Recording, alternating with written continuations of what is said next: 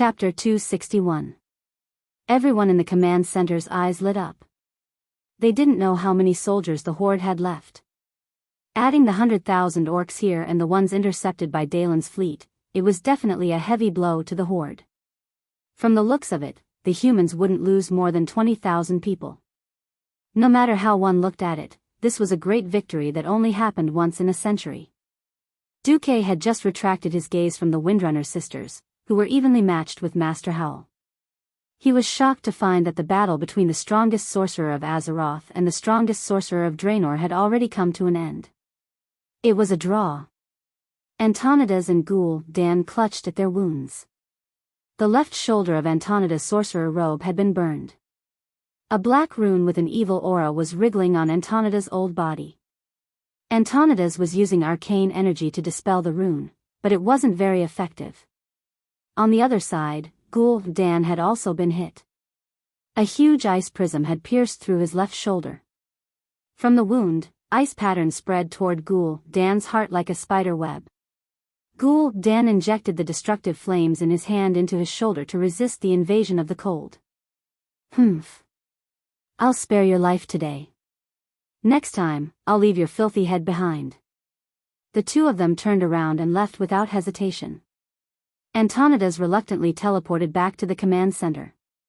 Gul'dan waved his hand and turned into a cloud of black fog, disappearing from the sea. Master, how are you? Uther, come and help. The place where Antonidas was covered started to emit thick darkness. The sticky black aura had a strong sense of ominous, and it tried to drill into the depths of the old magician's body and corrode his magic circuits. Fortunately, Uther's holy light was even brighter. Even though sweat was dripping from his forehead, Uther spent about 5 minutes to completely dispel the darkness. Thank you. It seems like the Holy Knight is a great profession, Antonidas praised sincerely. Antonidas praised from the bottom of his heart. He then turned to Duke. What a terrifying orc warlock. I'm no match for him.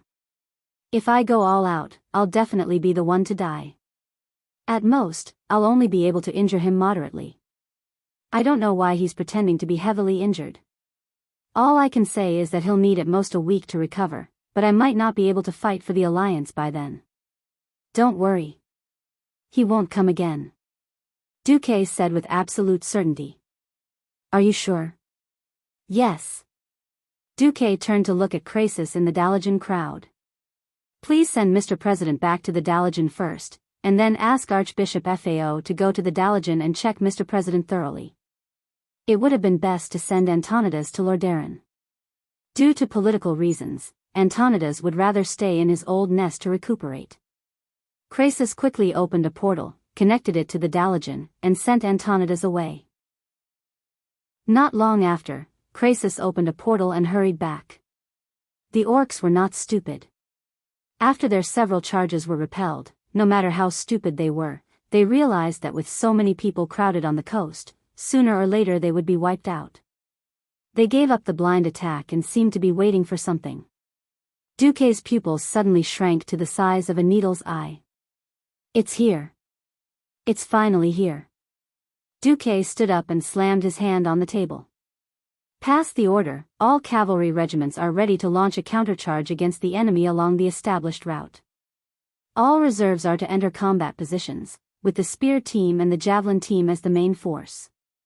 It was finally their turn. In the command center, a group of tough generals had been waiting impatiently. If it weren't for Duque's magnificent command, suppressing the tribes time and time again, maybe some kings would have protested. Now with Duque's order, more than half of the people in the command center left. As he walked down the hill, Uther was a little puzzled. General Lothar, are we going to counterattack from the ruins of South Shore to the coast? I'm still wondering about this order. Are there any cavalry on the tribe's side? I don't think there's anything in the tribe that can stop your cavalry regiment and my silver hand. General Haas, the commander of Alterac, was also puzzled. It's even more strange on my side. They actually want my Eagle Knights to attack the enemy along the slope of the East Hill, which is not too steep. The Eagle Knights are indeed mountain knights, and they are also used to fighting in complex terrain. But I see that General Lang's infantry is also doing well. I can't think of a reason for reinforcements. Lothar smiled. It was an extremely sunny smile. Can you write 10 or 20 reports at the same time? No, Uther answered truthfully. How is that possible? Haas asked rhetorically. But I know that strong mages have the metamagic ability, multicasting. That is, the ability to do two things at the same time, or even many things. Duque is such a genius, he can quickly read many times more reports than we do. He also often finds a lot of details that we don't notice. For those threats that he is uncertain about, he will make preparations, but because he can't convince everyone, he will be used to silence. Lothar paused and continued, however, it has been proven again and again that the preparations he has made and the backup he has arranged are correct and effective. Even if I don't want to admit it, I have to admit that he is above me in terms of the overall situation and the art of command. If he were a melee professional, maybe he would be the commander-in-chief. What Lothar said was another fact of this era. People who regarded chivalry as the supreme tended to admire melee heroes more than the mysterious and unpredictable spellcasters. More people subconsciously believed that only those who fought head-on were real men. 10 minutes later, the signal to attack came. Many new creatures appeared on the coast, much taller than the orcs. Except for a few orcs who could be more than 3 meters tall, the orcs were generally about 2.5 meters tall. But these creatures could easily reach a height of about 4 meters. Ogres. These huge creatures joined the battle. They waved giant sticks that looked like uprooted trees. They roared and rushed up the hill. Bows and javelins were useless. Even if a dozen spears pierced the bodies of the ogres, they wouldn't be able to end the lives of these ferocious monsters unless they pierced their vitals.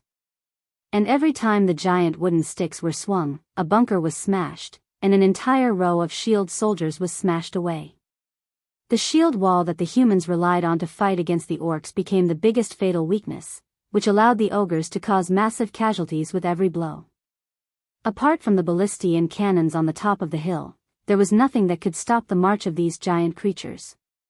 The soldiers were defeated by this powerful blow.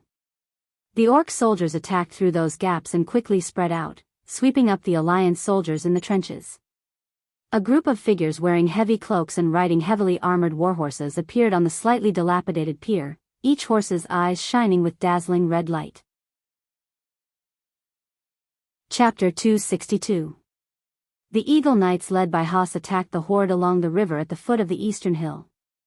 Now that Antonidas and Ghoul, Dan were no longer in the way, in order to attack the eastern mountain in a more comprehensive manner, many tribes first came to the river bank and then took a detour to attack the mountain from the side. When the Eagle Knights arrived, the defensive line on the hill was already very tight.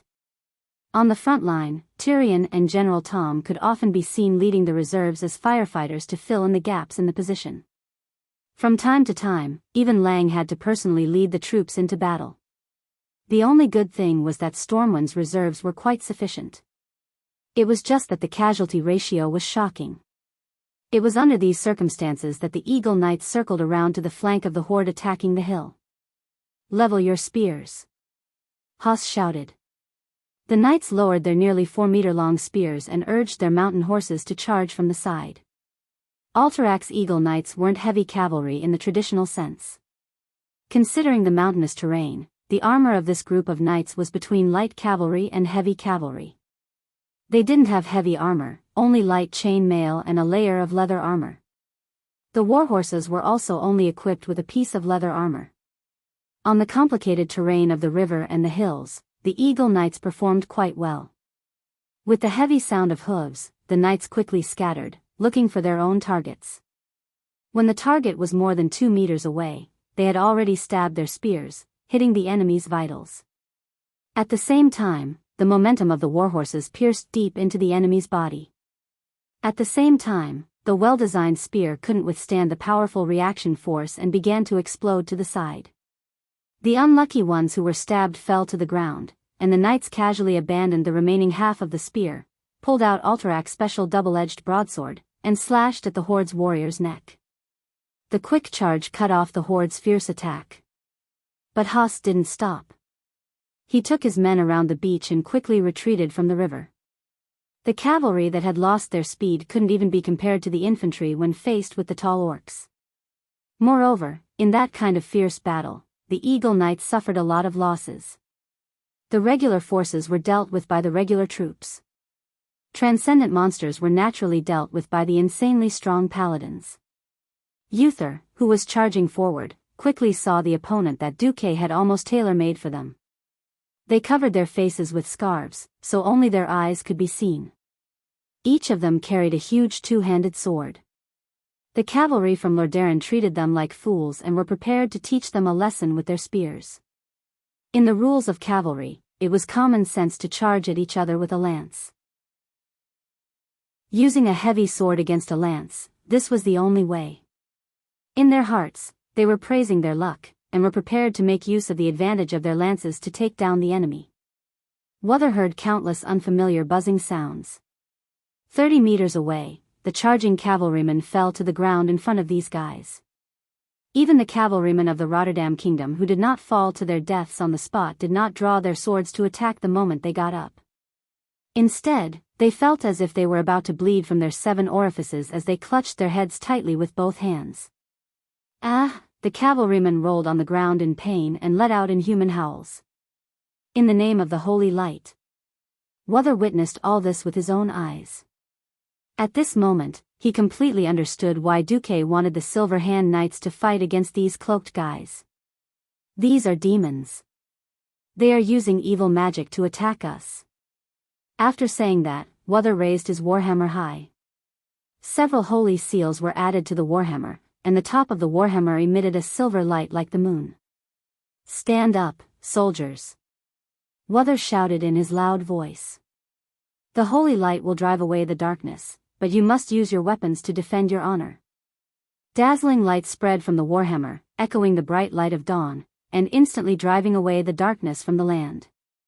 The holy light shone on the warriors, and when the cloaked men raised their hands again, not a single one of them fell.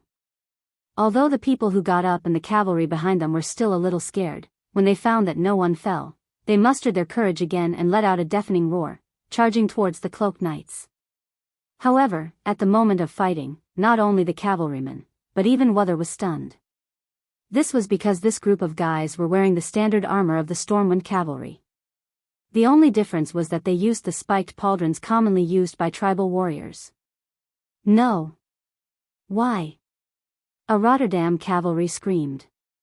During the days of gathering in South Shore, they had been repeatedly asked by their officers to identify the equipment of the various allies. They could not accept suddenly finding their allies standing on the opposite side of the enemy. While they were in a daze, many of them fell to the ground. Wuthor saw the other party's face clearly again. Their faces were pale, lifeless, and bloodless. A pair of evil blue eyes glowed with clear hostility. Most importantly, Wuthor did not feel any life from them. Blasphemy. The filthy tribal warlocks actually resurrected the dead into living corpses. Silver Hand, defeat them. Wuthor waved his huge two-handed hammer and easily knocked a Death Knight off his undead warhorse. Abundant golden holy light poured into the Death Knight's body, and the guy was blown to pieces by the holy light before he reached the ground. The Alliance soldiers cheered again, encouraged by the amazing skills and power of the paladin. Turalyon, who was at the rear, felt very conflicted. As a paladin, he should be with them, but as Lothar's adjutant, he should stay in the center of South Shore and accompany Lothar to command. The battle between the paladin and the Death Knight began, and neither side could gain the upper hand. At the beginning, Wuthor killed 4 or 5 Death Knights in a row, but he immediately met his opponent. A tall guy who claimed to be Terran Gorefiend actually withstood Wuthor's attack. Turalyon saw a Death Knight grab Dathrahan's arm with one hand when they were competing in strength. That hand that looked like a corpse radiated darkness. However, Dathrahan used the holy light to dispel the darkness. Immediately after, Dathrahan took advantage of the moment when that guy retracted his hand and directly hit his head with his hammer. Their skulls shattered like broken porcelain.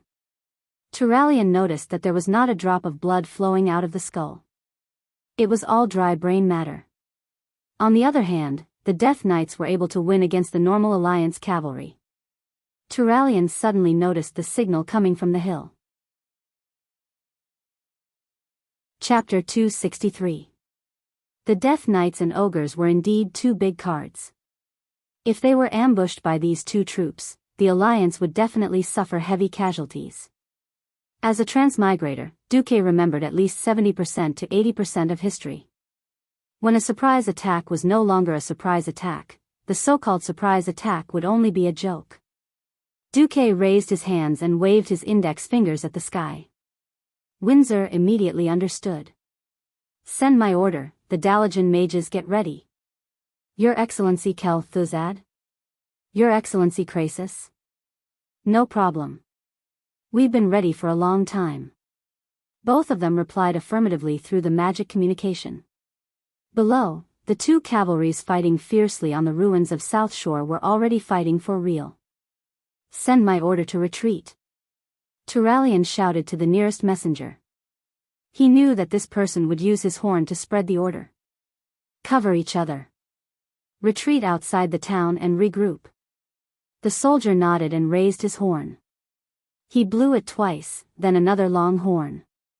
After hearing this, the squad leader began to shout orders to his own team to gather their soldiers.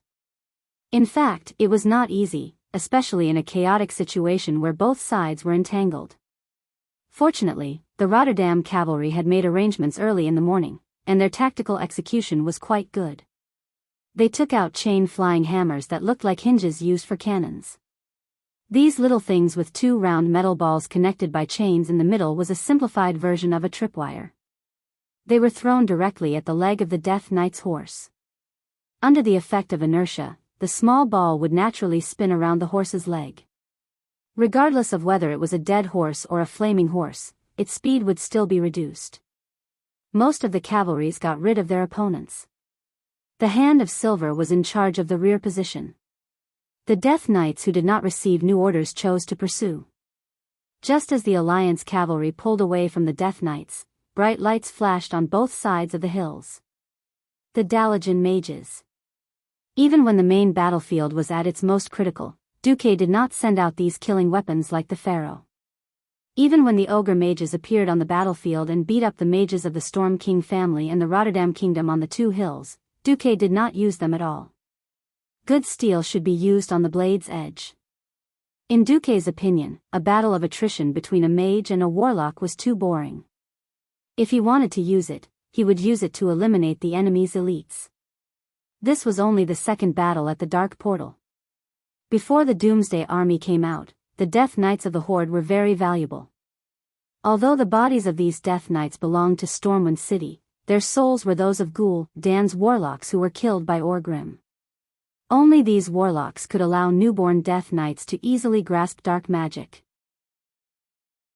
It doesn't matter if these warlocks are high-ranked warlocks or apprentice warlocks, in any case, one dead is one less.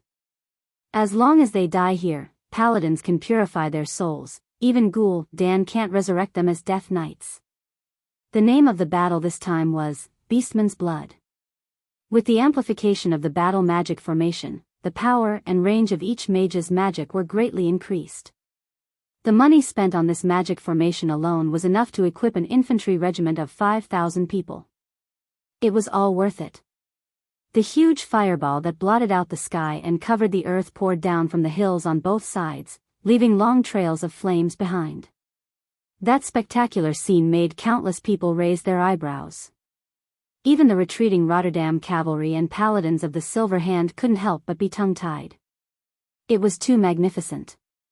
The fireballs that poured down from both sides were like two huge waterfalls of fire, easily crossing the distance of hundreds of meters and blasting towards the Death Knights. The fireballs fell on the ruins of South Shore like a torrential rain, causing an effect that exceeded everyone's imagination.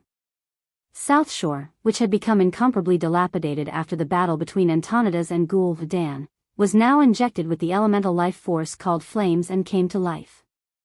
Everything surged with flames, and everything they touched was violently dyed in the color of flames, forming a scene that seemed like the end of the world. At first, the Death Knights who had lost their senses were still chasing the Alliance cavalry on their undead warhorses, but soon, they were drowned by the explosion.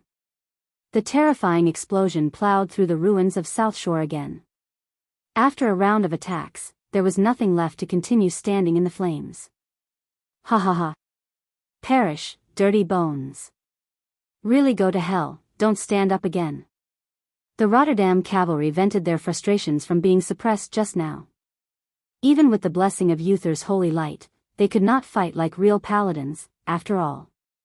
That had nothing to do with combat skills, and was purely suppressed by the evil power of the enemy. Now, they vented to their heart's content. Woo! Woo! Woo! The horn sounded. It was a signal for all the cavalrymen to retreat. We're still retreating. Turayan frowned. Noxus laughed. Ha ha ha. Duque is really greedy, but I like it. Ha ha ha ha. On the other side, Duque contacted Gina Goldsword directly through magic communication. Ms. Goldsword, how's General Daylin? Duque asked urgently. Coming. Almost in response to Dalen's confident answer, the sails of Curtila's fleet appeared in everyone's field of vision. The orcs were alarmed.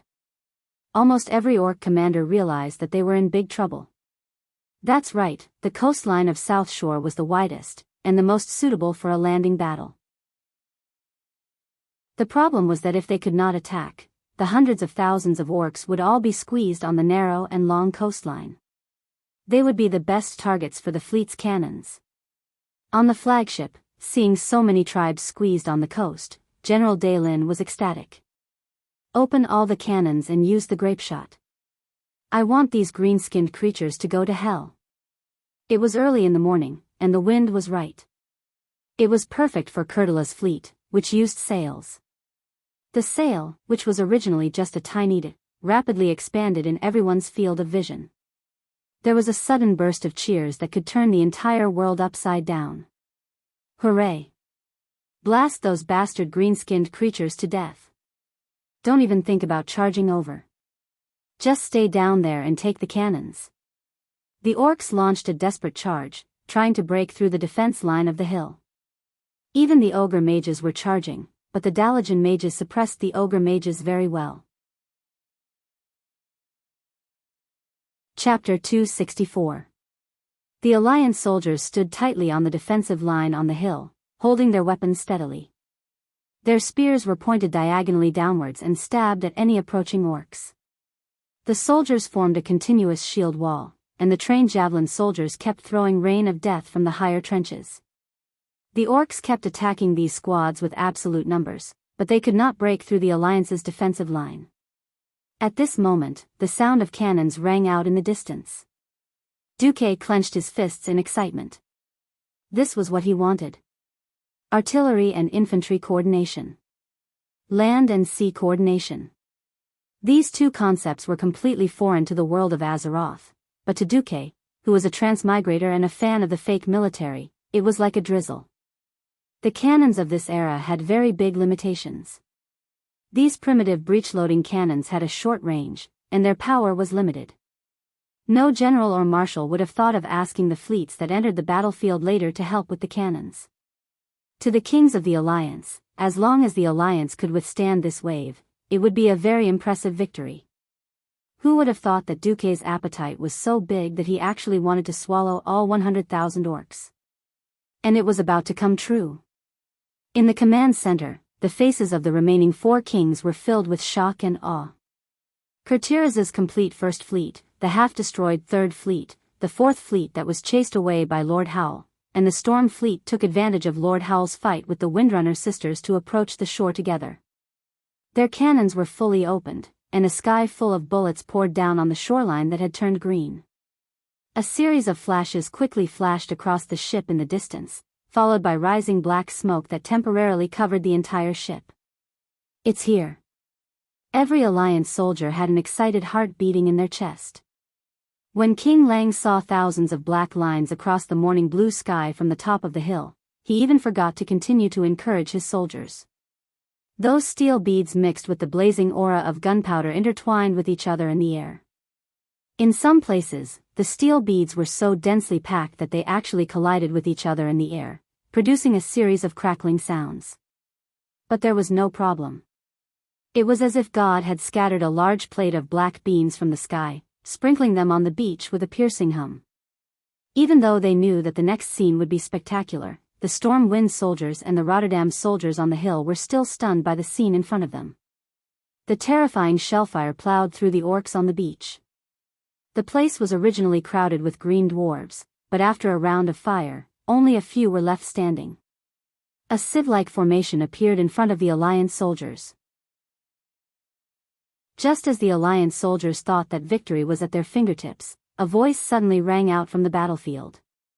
It was a sentence that was continuously shouted out. Lokhtaragar, he would rather die than win. Tens of thousands of orcs recovered from their shock and shouted the same slogan. The wills of tens of thousands, hundreds of thousands of orcs converged into one, turning into a raging tide.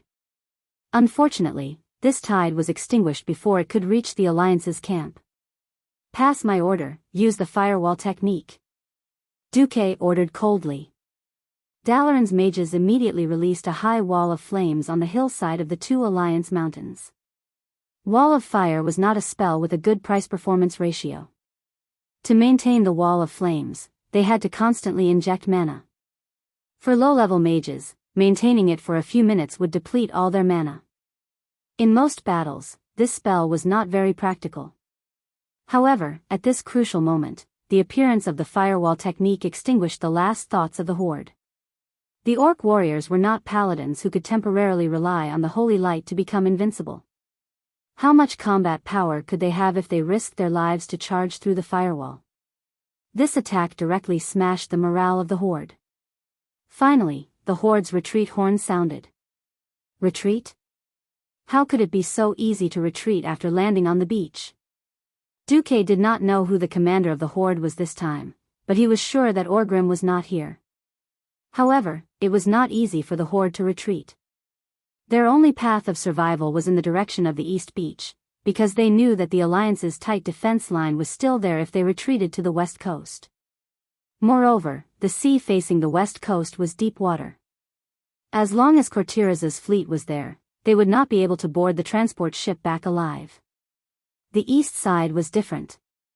Even though the entire coast from South Shore to Tangarok in the southeast were guarded by Stormwind soldiers.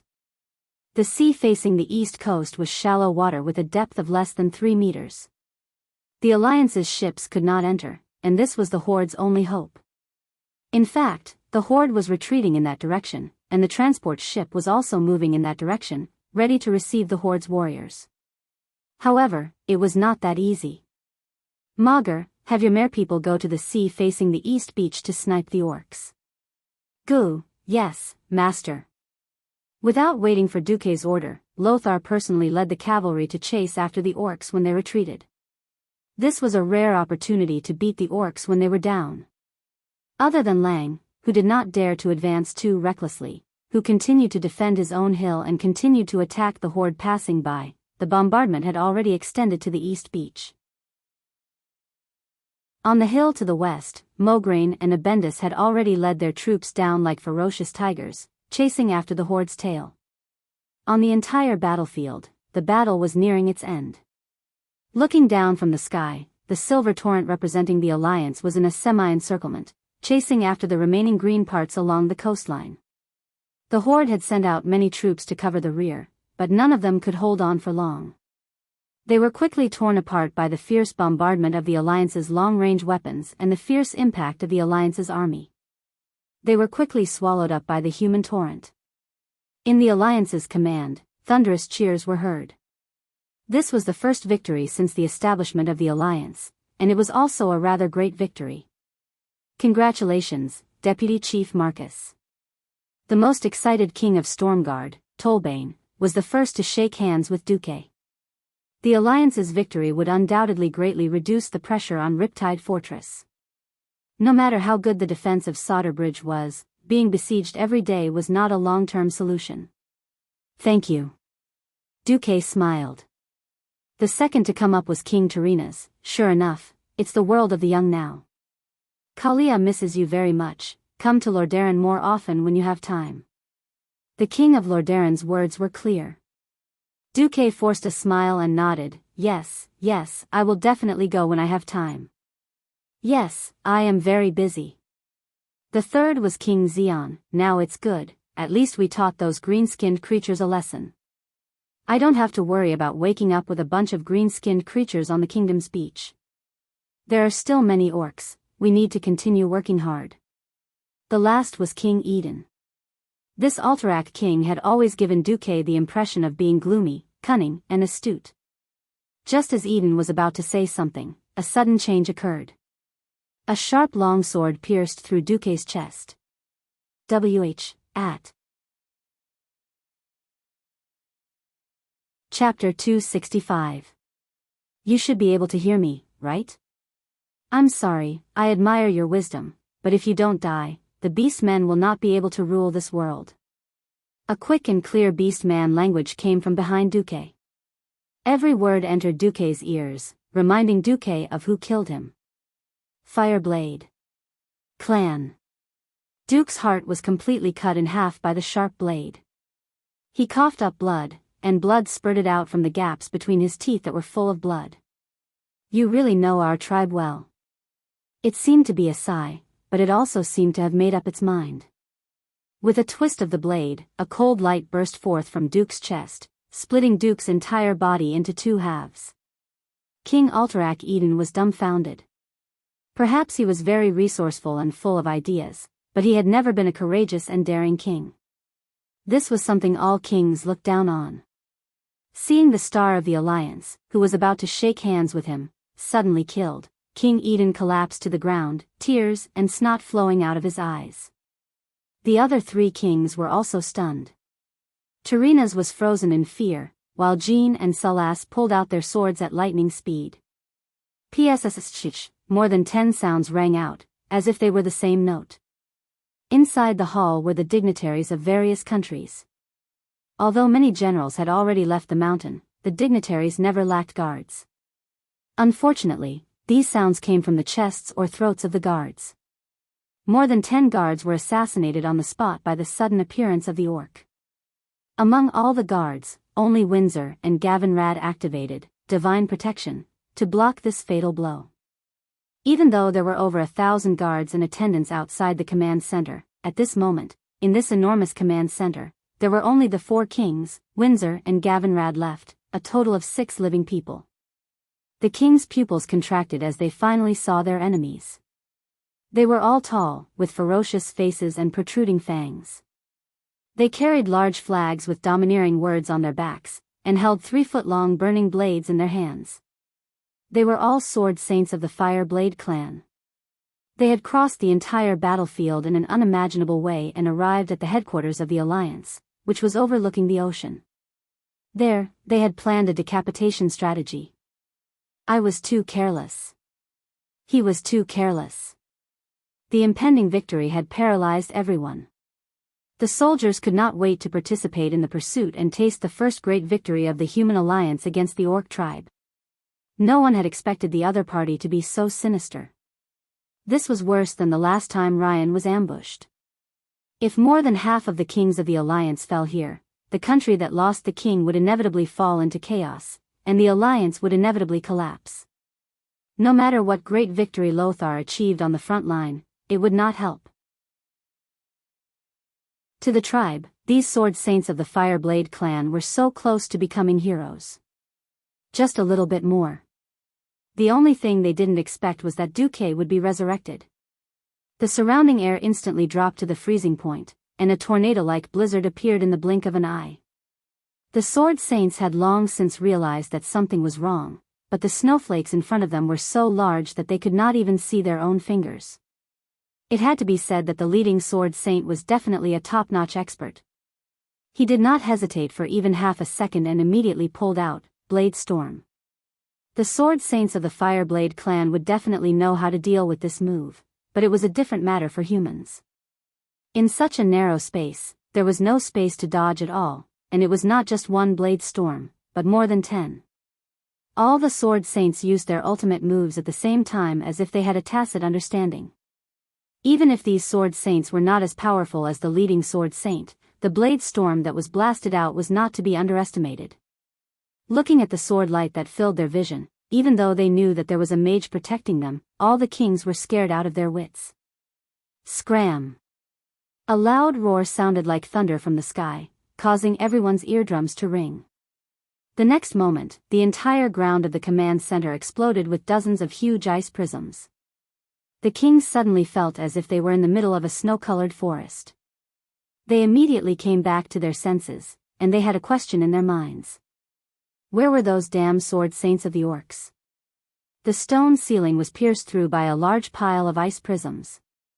The sword saints were also sent flying. Spin. Aren't you all very good at spinning?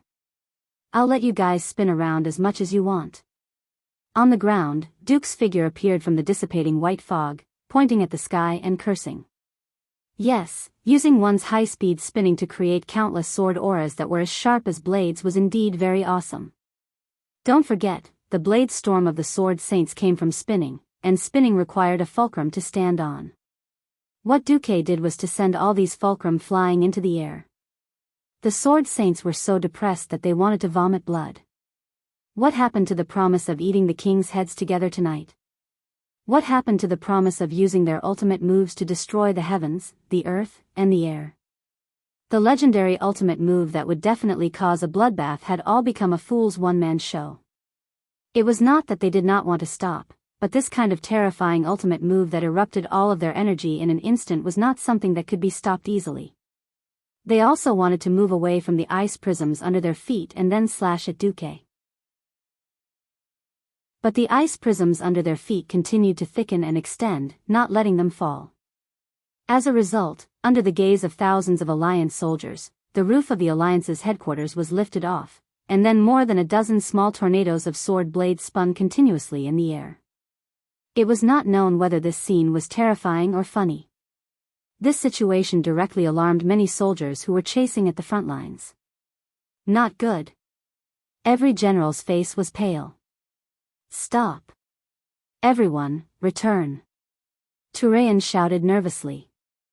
Wait. Noxus stopped Turayan's recklessness. What can we do if we go back now? Duque should be fine. If he's here. Almost at the same time, the mages responsible for communications around every general received a message from Duque. All the important personnel are fine. The headquarters is under attack. Crisis. Kel Thuzad is back. Duque was very calm and very clear-headed. If he called for the cavalry to return now, they would definitely not make it in time. But the two pharaohs were another matter. A series of flash lights lit up on both sides of the mountain.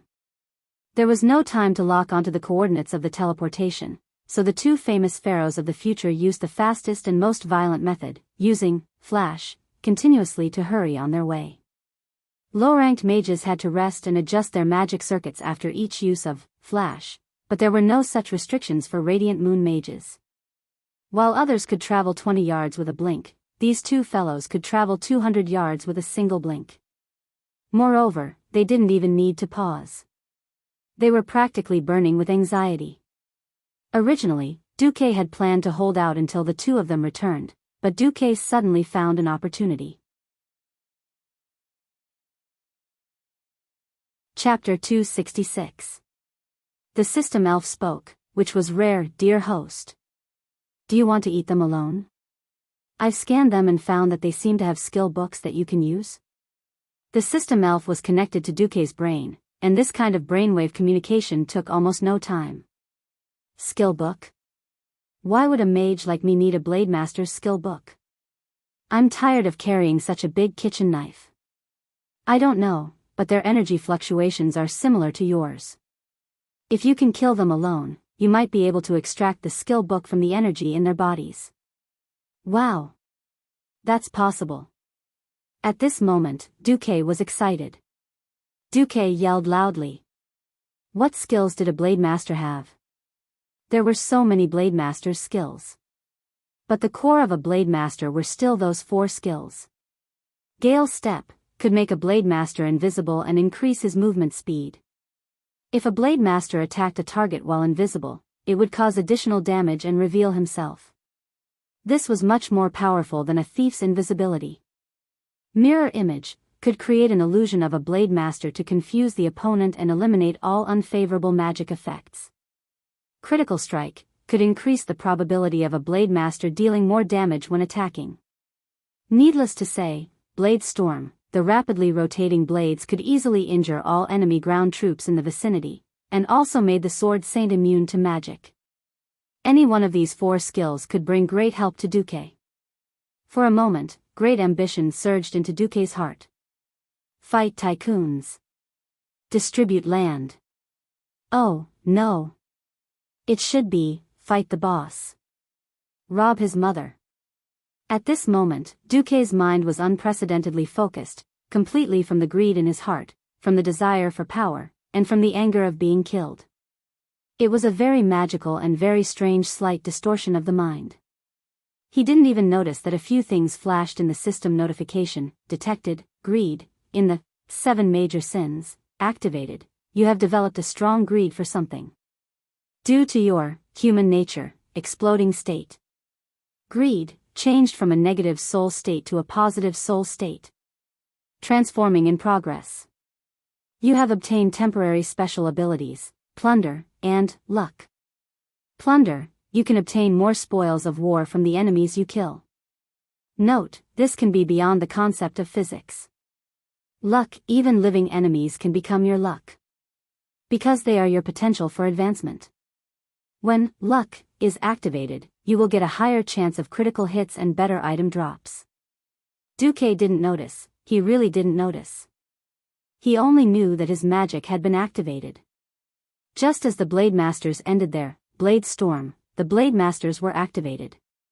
A large amount of water elemental energy rushed into Duke's ice barrier, and with the help of Rapid Avalanche, the place where the Sword Saints were standing was turned into a giant ice ball that was held up by dozens of ice pillars.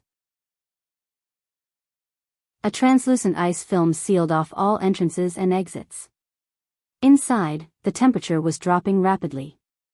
At the same time, a huge clockwise snowstorm swept up everything inside. The Sword Saints were so depressed that they vomited blood.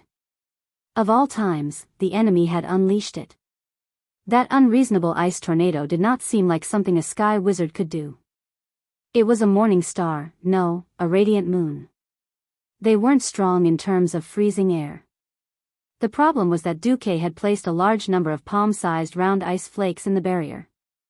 In terms of freezing air, it was not considered strong, but the problem was that Duque had placed a large number of palm-sized round ice shards inside the barrier, and under the sweeping of the ice storm, these ice shards all became the most lethal blades, crazily cutting their bodies.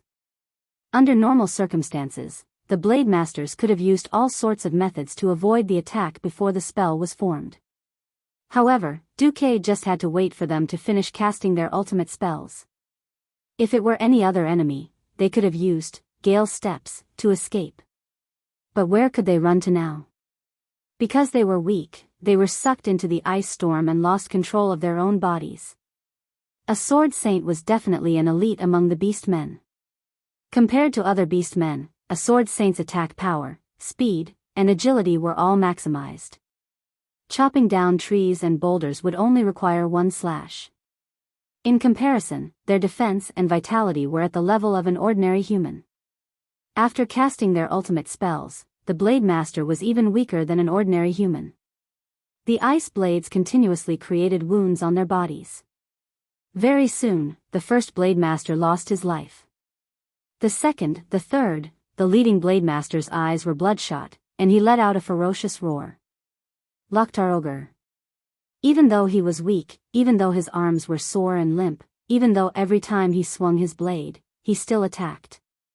Relying on his physique that was stronger than the other Sword Saints, he suddenly stepped on a piece of ice that was already floating in the air.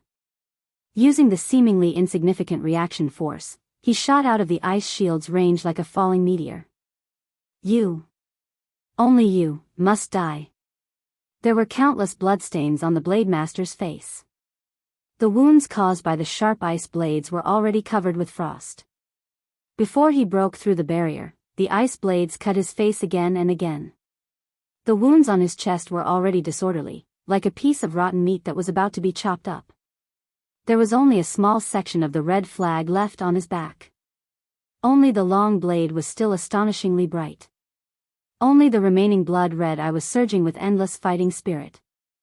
Duque raised his head and calmly stared at the blade master who risked his life to launch a fatal attack on him. Duque suddenly admired him. Not everyone had the courage to enter the enemy's rear and kill the enemy's leader. Not everyone had the courage to launch a suicidal charge against the enemy when there was still a chance to escape. If he had chosen to escape, perhaps Duque might not have been able to catch him. But after seeing his brother die in battle, he chose to die together with Duque. He was a hero. Unfortunately, the enemy's hero was my enemy's enemy. Flames were not fatal to the Fireblade clan. Duque's ice circuit had been used up in the huge ice storm, so the only thing left was arcane spells. No longer caring about hiding, the 108 hands of magic formed a huge cloister. One end was the Blade Master leader, and the other end was Duque. If he wanted to kill his way to Duque, he had to use the arcane blast from these hands of magic.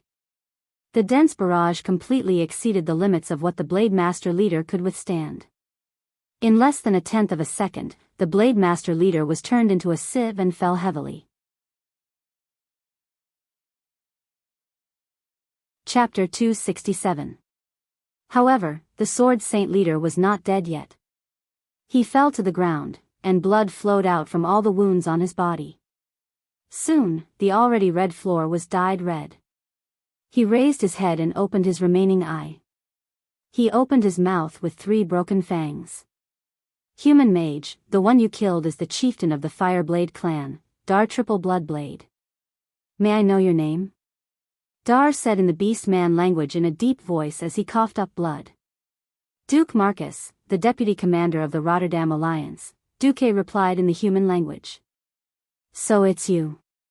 The great chief of the Fireblade clan slowly closed his eyes. Duque fell silent. A few seconds later, the kings, Windsor, and Gavin Rad, who had come back to their senses, let out angry roars with complicated meanings. Oh, was this the joy of surviving a disaster? Was this a roar praising a hero? Or could it be both? No one knew. Anyway, when the guards on the mountainside nervously rushed over with their swords in hand, and the 2 Kirin Tor counselors rushed over with their lives on the line, what they saw was a bloody and unexpected scene. In the sky, the remains of the Beastman's Sword Saint that had already been cut into pieces fell to the ground. On the ground, the bodies of the king's guards and attendants lay everywhere. Miraculously, not a single truly important person died in this assassination. Perhaps the kings were like Eden, paralyzed and trembling amidst the bloodstains. Perhaps trembling like Tarina's and finding a chair to sit in. Or perhaps they were like Xion and Salas, leaning on their swords and gasping for breath. The guards were in a mess, not knowing what to do. Calm down. The assassins have all been killed by me. The leader was the chieftain of the Fireblade clan, Dar Triple Bloodblade. It was all right now. Don't panic. All the guards formed a defensive formation to protect their king. I'm not sure if there are any assassins left. Pausing for a moment, Duque sat down dejectedly. Krasis, I'll leave this place to you. Inform Lothar that the army will be under his command. Kel Thuzad, I'll have to trouble you to go back and oversee the mages.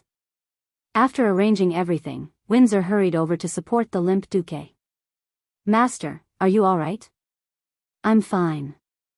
I'm just a little exhausted. Those sword saints are not easy to deal with. Are you hurt? Gavin Rad's face was burning.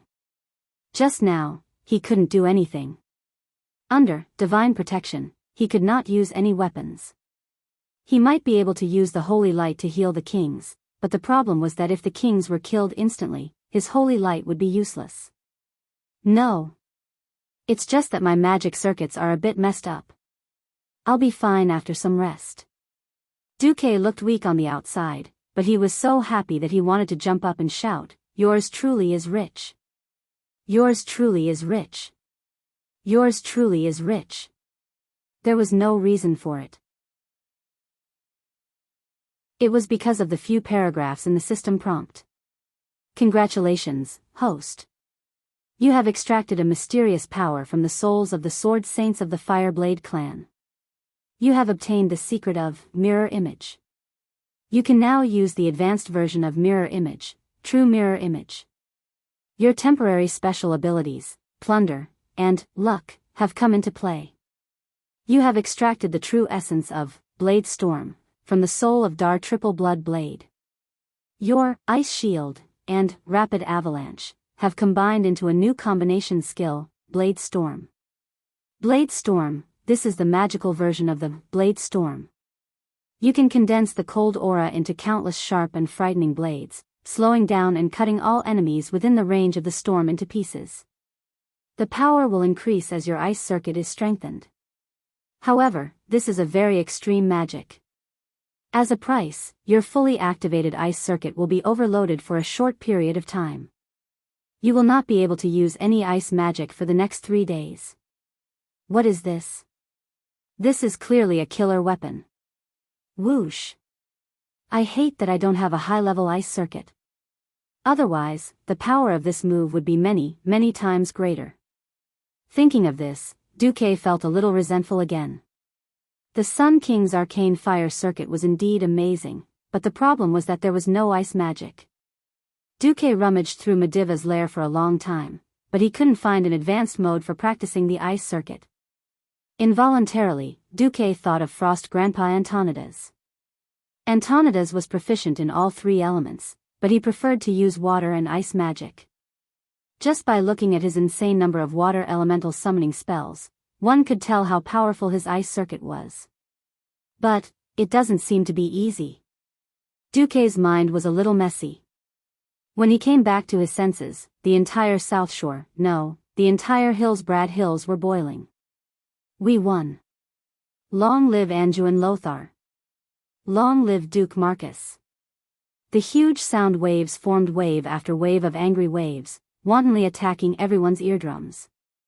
From the northernmost refugee camp, to the gathering place of the reserve troops, to the vicinity of the headquarters, to the 2 hills that had just experienced a bloody battle, to the beach, and even to the battleship that was on the sea, everyone raised their fists or weapons high in the air.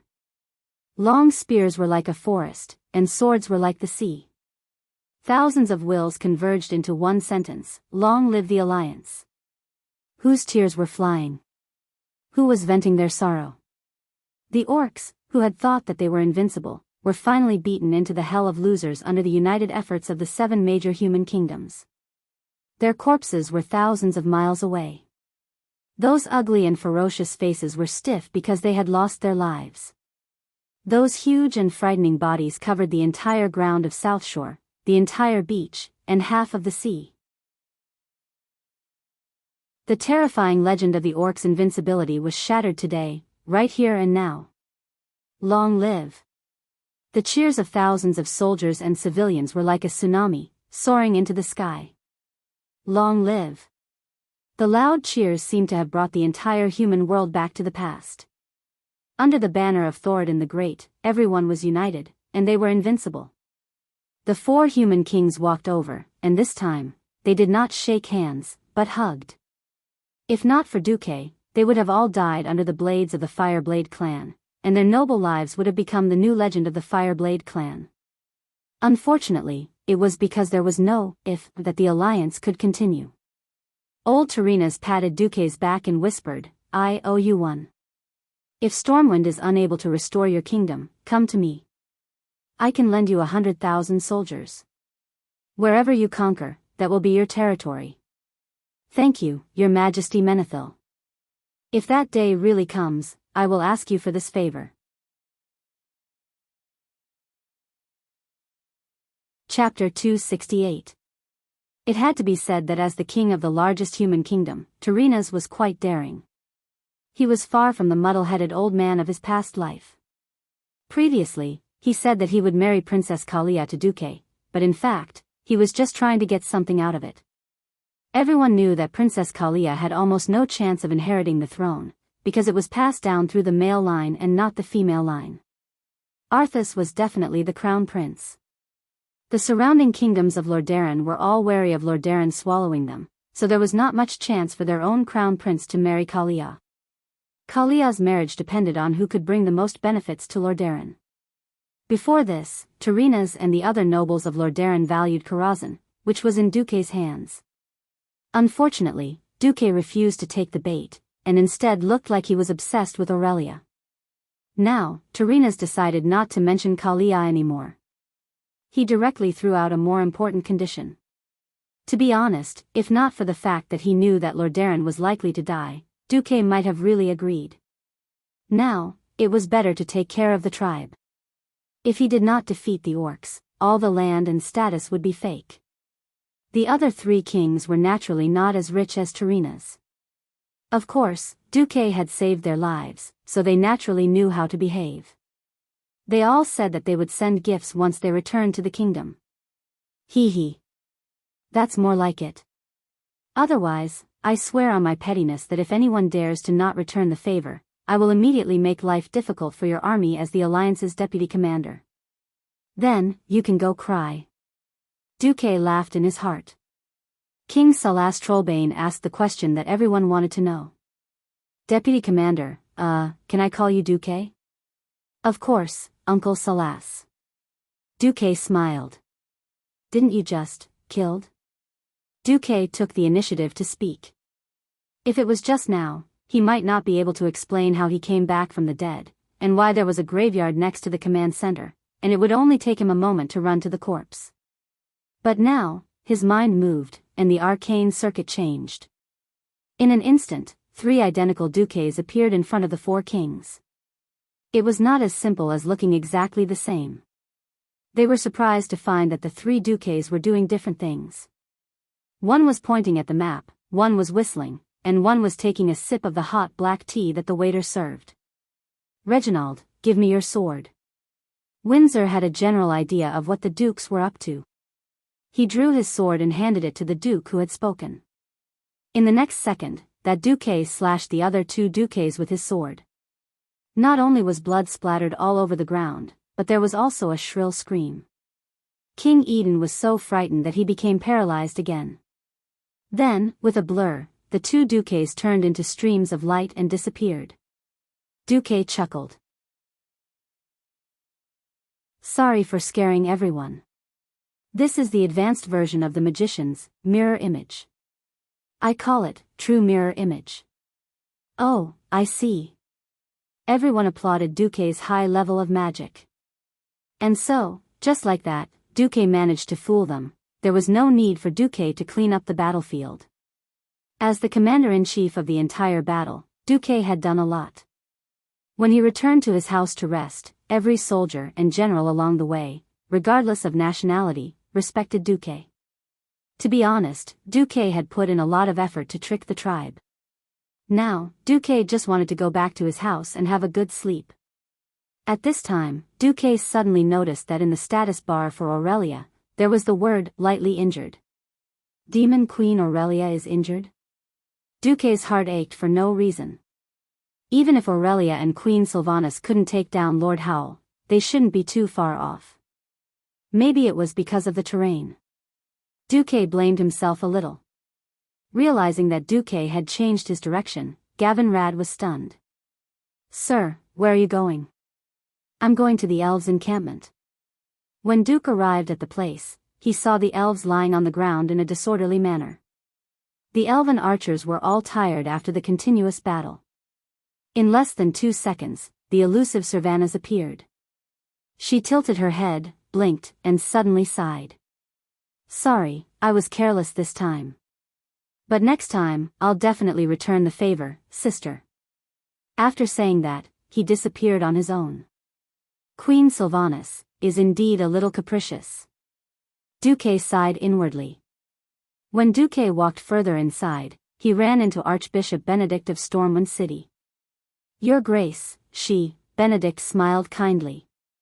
It's no big deal, but that kind of strain is not the domain of the Holy Light. Perhaps Ms. Windrunner needs to rest for a while. The Archbishop left, and then Gavin Rad whistled. Sir, I understand. I'll wait here. Deep down, Gavin Rad was still a young man of noble birth. Perhaps because of this, his faith wasn't pious enough.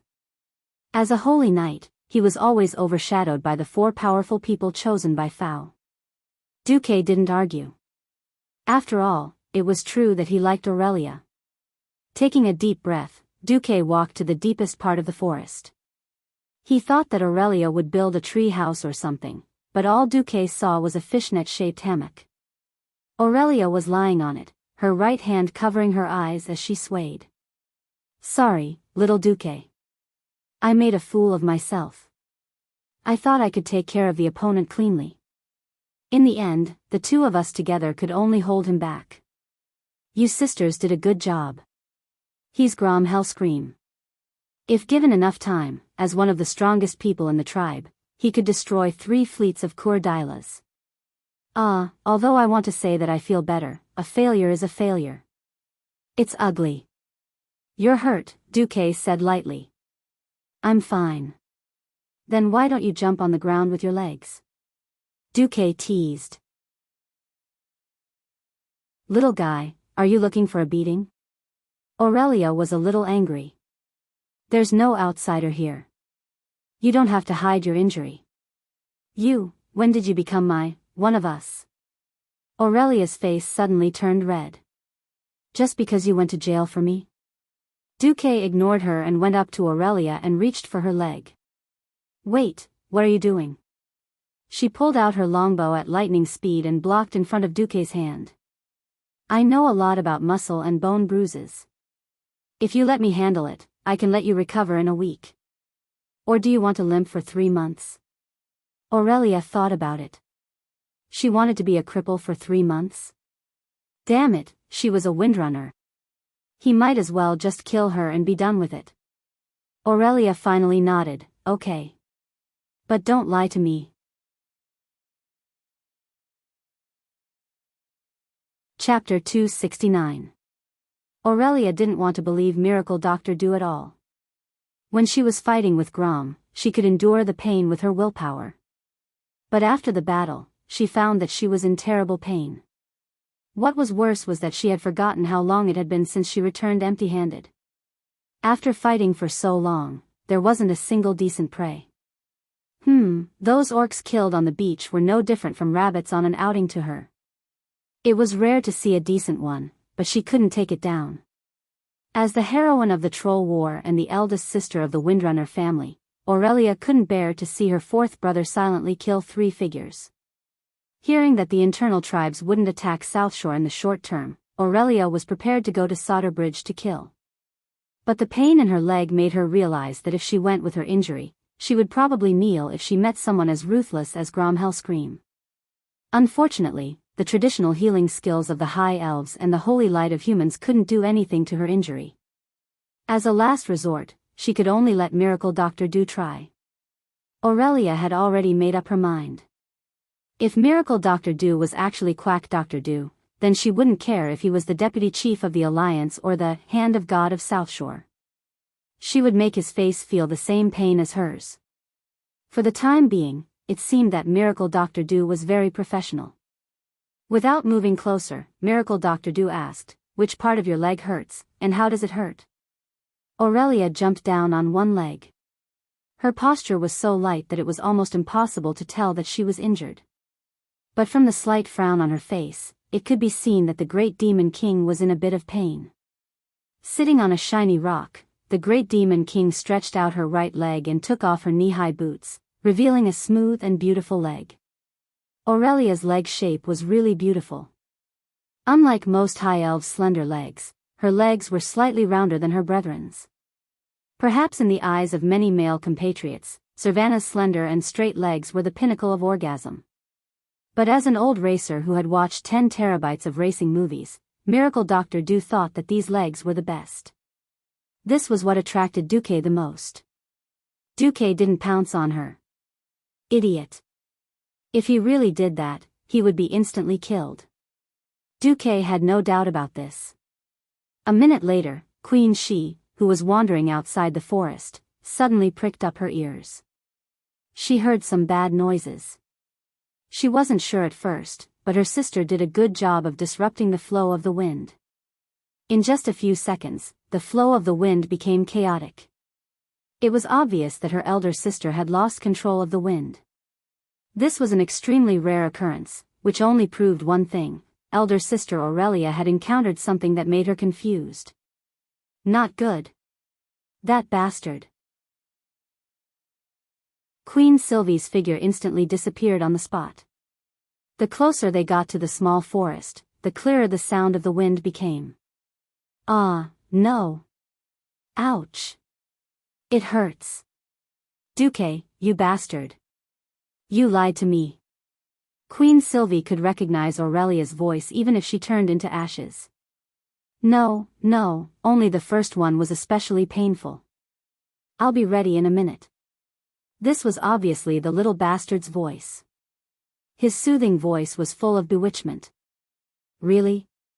Really? Oh. Bastard, it still hurts, stop. I'm going to kill you. I'm really going to kill you. Can't you be gentle? Then.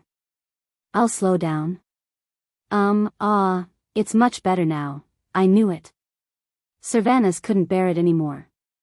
She instantly passed the paladin who was guarding outside the small forest and rushed in like lightning. The short sword at her waist popped into her hand, revealing a fierce edge. Duque. You bastard. What did you do to my sister? Cervantes regretted it a little as soon as she finished drinking. What came into view was a rather awkward scene. Aurelia was blushing and lying on a round stone, while Duque was holding Aurelia's right foot and his right hand was pressing on her forefoot. Although their thighs were in a split position, it was a little, very ambiguous. At least their clothes were intact. Looking at Queen Cervantes' sword, Duque was dumbfounded. Aurelia reacted quickly and pointed at her calf. Sister, look, the bulge here is gone. Duque is actually. Now it was Cervantes' turn to blush. I made a mistake. I'm sorry. The next moment, her whole body turned into a green stream of light and instantly disappeared. Demon Queen Aurelia glared at Duque. Put down my foot. The treatment isn't over yet. If you let go now, your tendons will shrink back. Aurelia blushed and gritted her teeth. Hurry up. Yes. Back to 3 minutes ago, Duque asked Aurelia where it hurt. My knee, and here. Aurelia pointed at her calf, where there was an obvious bulge. Duque was embarrassed. This, sister, you haven't tried it for so long. Cramps? Cramps? What is cramps? Demon Queen Aurelia, who had never been defeated in thousands of years, was as cute as a little girl at the moment. You've never tried it when you're exhausted and very tired, and then accidentally, the tendons here contracted violently and curled up into a ball. This. I've never tried it. I can kill hundreds of trolls without taking a breather. Duque was speechless. Then, Duque gently touched the Demon Queen's knee and asked her what she did when she got hurt. Duque was confident. Cruciate ligament strain and cramps. The rarest thing is that you didn't pull your tendons back after having cramps for so long. Cruciate ligament strain. Before Duque traveled to this world, many soccer players suffered from this kind of injury. It was either because the frequency of the leg movement was too high, and the ligaments could not bear the load, or because they were too tired, causing the two cruciate ligaments in the knee to strain. Of course, there was a more serious injury in the same position called cruciate ligament tear. That would require surgery. As a member of the High Elf Ranger family, the Windrunner family was really gifted in terms of physical fitness. Perhaps, if she hadn't met an opponent like Master Roar, Aurelia would never have hurt her knee. In fact, after the Holy Light treatment, the strain had basically recovered. The Holy Light itself would promote the healing of the wound. After Duque used the system elf to scan it carefully and make sure that it was fine, he helped Aurelia stretch her tendons. A normal human's tendons were a little short. A 90-degree spread of the leg and a forward roll of the foot was enough. The problem was that the Demon Queen's tendons were quite soft and long. It took a full 150 degrees to pull the sore spot. As a result, He had just forced the demon queen to stretch her tendons when Queen Sylvie arrived with her sword. Duque was dumbfounded. Chapter 270. Little bastard. You made my sister misunderstand so much. I'm going to kill you. I'm definitely going to kill you. Aurelia flew into a rage out of humiliation. Her higel breasts heaved up and down. The blind Duque did not even dare to look at her. Angry women were the most unreasonable. Trying to reason with her was stupid. Duque activated his ultimate skill, universal attention diversion technique. Does your calf still hurt? Dr. Du's right hand was still holding onto Aurelia's forefoot. His left hand moved along the tendons of her calf. A numb feeling came from her calf. It was like an electric current, striking Aurelia's mind in waves. That strange feeling made the great demon king quiver. It doesn't seem to hurt much anymore, the great demon king answered truthfully. That's good. Dr. Du put down Aurelia's leg with a serious face. Then, he took out a few cow tendons from his storage bag. In front of Aurelia, he cut them into thin strands and made them into something similar to a knee pad. He stuck it on Aurelia's knee. Then, Duque used ice magic to create ice particles. He put them into an oiled paper bag and placed them on Aurelia's knee. Hiss, so cold. This is called ice compress. Every morning, noon, afternoon, evening, and before bed, apply ice particles 5 times a day. It will speed up the healing of your knee injury, Dr. Du said seriously. Ice compress had a good effect on knee injuries and knee ligament injuries. Don't ask Duque how he knew. Before he transmigrated, there was an animal in Duque's dormitory who was on the football team. That guy died heroically. Then, Duque understood. Are these measures really useful? Aurelia hesitated. Dr. Du revealed a sincere smile. Persist for 3 days. If there's no effect, you're welcome to use a knife to chop me. After Dr. Du finished his treatment, he left in a carefree manner. Aurelia sat on the big rock in a daze for a long time before she suddenly came to her senses. Hey, I seemed to be angry just now. What was I angry about? When the ice melted and the numbness passed, she moved her legs and found that the pain in her knees had lessened a lot. Windrunner specialized in agility. Unlike those orc warriors who were used to taking hits head-on and shouting, "Scars are the orcs' medals," they were very clear and sensitive to every change in their bodies. Even if she didn't want to admit it, Aurelia had to admit that her injuries had indeed lightened a lot. Then, in the afternoon, a problem arose. It was November. Even though it was already autumn, where could she find ice? There were no mages to make ice. The only place with ice was the Atlank Mountains over 100 kilometers away. Was she supposed to abandon her team and run to Alterac to recuperate? Or did she make her sister run errands 5 times a day? There were many mages among the High Elves, but this was the Windrunners' ranger team. Where could she find a mage? She wasn't familiar with any human mages. In the end, when Aurelia was about to bite the bullet and look for Duque's personal maid, Vanessa, came. As if she had calculated the distance, the ice did not melt when Vanessa arrived. Vanessa Van Cleve did not give Aurelia a good look. Our master is very busy. For the sake of your injury, I suggest you live closer to him. For some reason, Vanessa had a slight hostility towards Aurelia. Aurelia would not really argue with a minor, so she silently accepted the ice. Duque was really busy. The so-called alliance was just a grassroots team at the moment. Although Lothar seemed to follow Lang and was highly educated, his internal affairs were actually zero. Even though Terenas was a good person and lent Duque 15 internal affairs officers, in fact, all the logistics were still gathered to Duque and decided by the deputy chief commander, Duque. Lothar? Even if Lothar had to be a human stamping machine, Duque would not let Lothar have it easy. Good brothers, even if they fart under the blanket, they will die together. How can I be the only one busy? Hee hee. So, Lothar was in a difficult situation. Apart from stamping, he was also sent by Duque to various legions to visit the wounded and the families of the dead. The victory in South Shore this time definitely disrupted the orcs' pace of attack. For a long time, there was no report of the orc laborers building new ships in large quantities. Both the Alliance and the Horde knew that it was impossible to maintain the offensive in the coming winter. This was the last battle before winter. If the Horde successfully landed on the Hillsbrad Hills, then the Alliance would not have a good time this winter.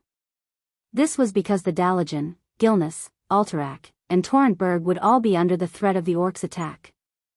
On the contrary, the Alliance won a great victory and could at least have a more stable winter. The statistics from this battle were, in the naval battle, more than 1,500 small and medium-sized transport ships were destroyed, and 80 large transport ships with 1,000 people were destroyed.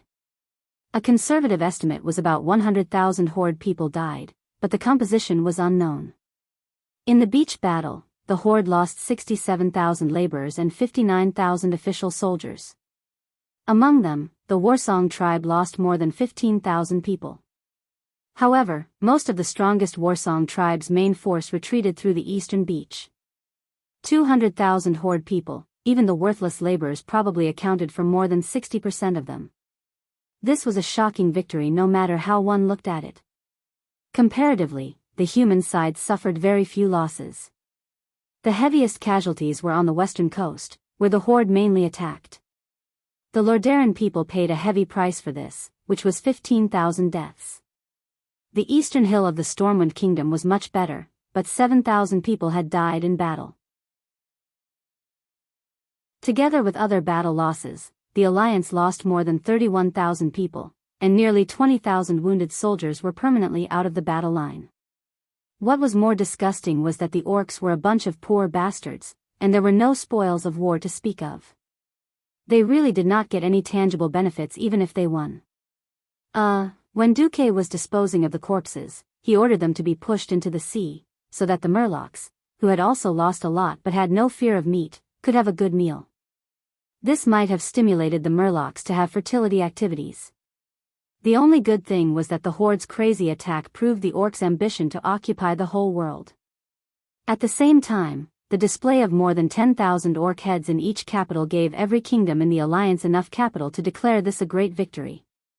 Winter was coming, and the armies in battle were simply black holes that devoured food. Duque sent almost all the troops of the kingdoms back to their own countries. Basically, the entire South Shore defense line was left with the troops of Stormwind City and Mograine's army, plus the Silver Hand and a Lordaeron cavalry regiment. Of course, the elves were an exception. In the autumn wind that was gradually becoming cold, Duque stood against the wind. Looks like we can have a stable winter.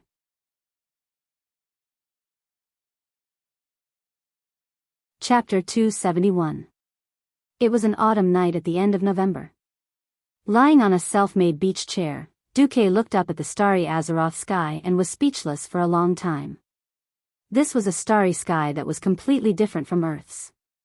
As a child in a big city, he had never seen such a beautiful starry sky. He remembered that even at night, the stars in the sky were mostly dim. Stars of the 0 class were the brightest, and stars of the 6th class and above were almost invisible to the naked eye. In a city surrounded by exhaust gas and atmospheric pollutants, stars of at least the 3rd class could be seen. The starry sky of Azeroth was clean and clear. Although the constellations written by Earthlings based on Earth's position were completely useless here, the stars shone brightly here, and it was beautiful. The stars twinkled.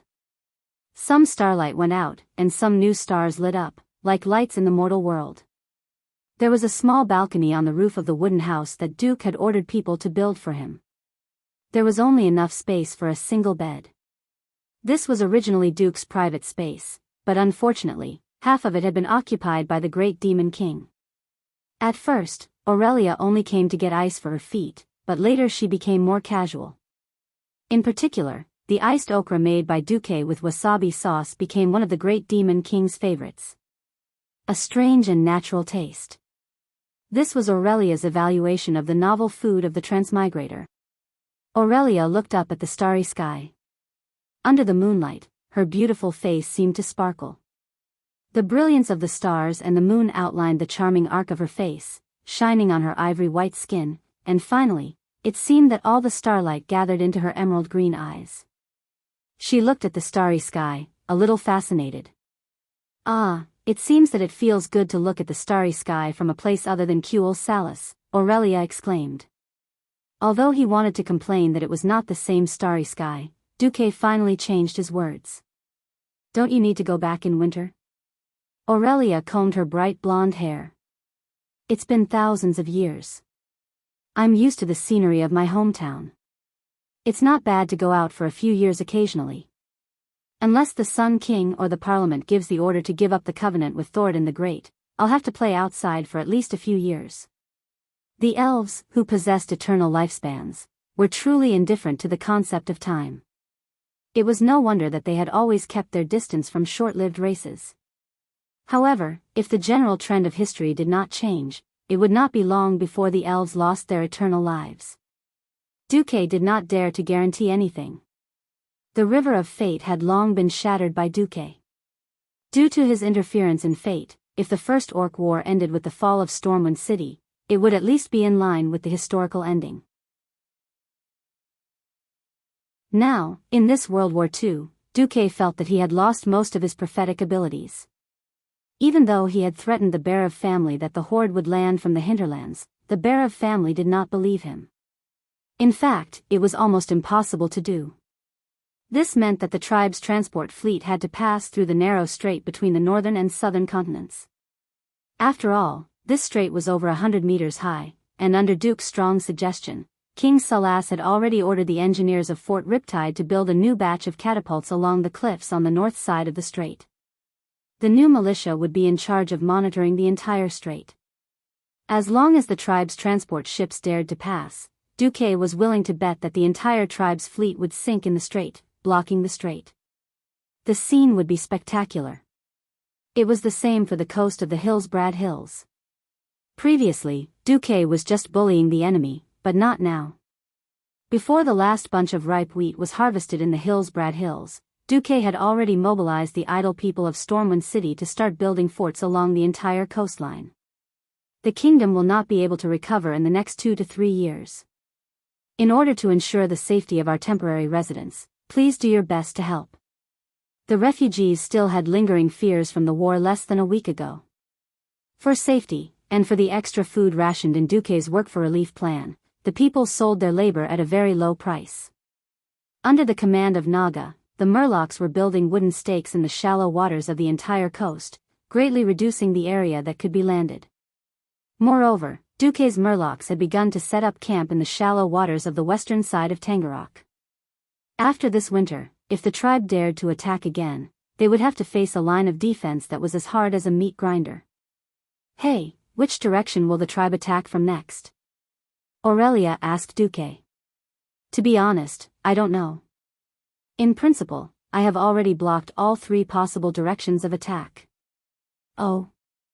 Unless the tribe builds their ships from the Swamp of Sorrows in the southwest of the southern continent more than 2,000 nautical miles away, as long as they set off from the wetlands opposite South Shore, they can either attack South Shore, cross the strait and Solder Bridge.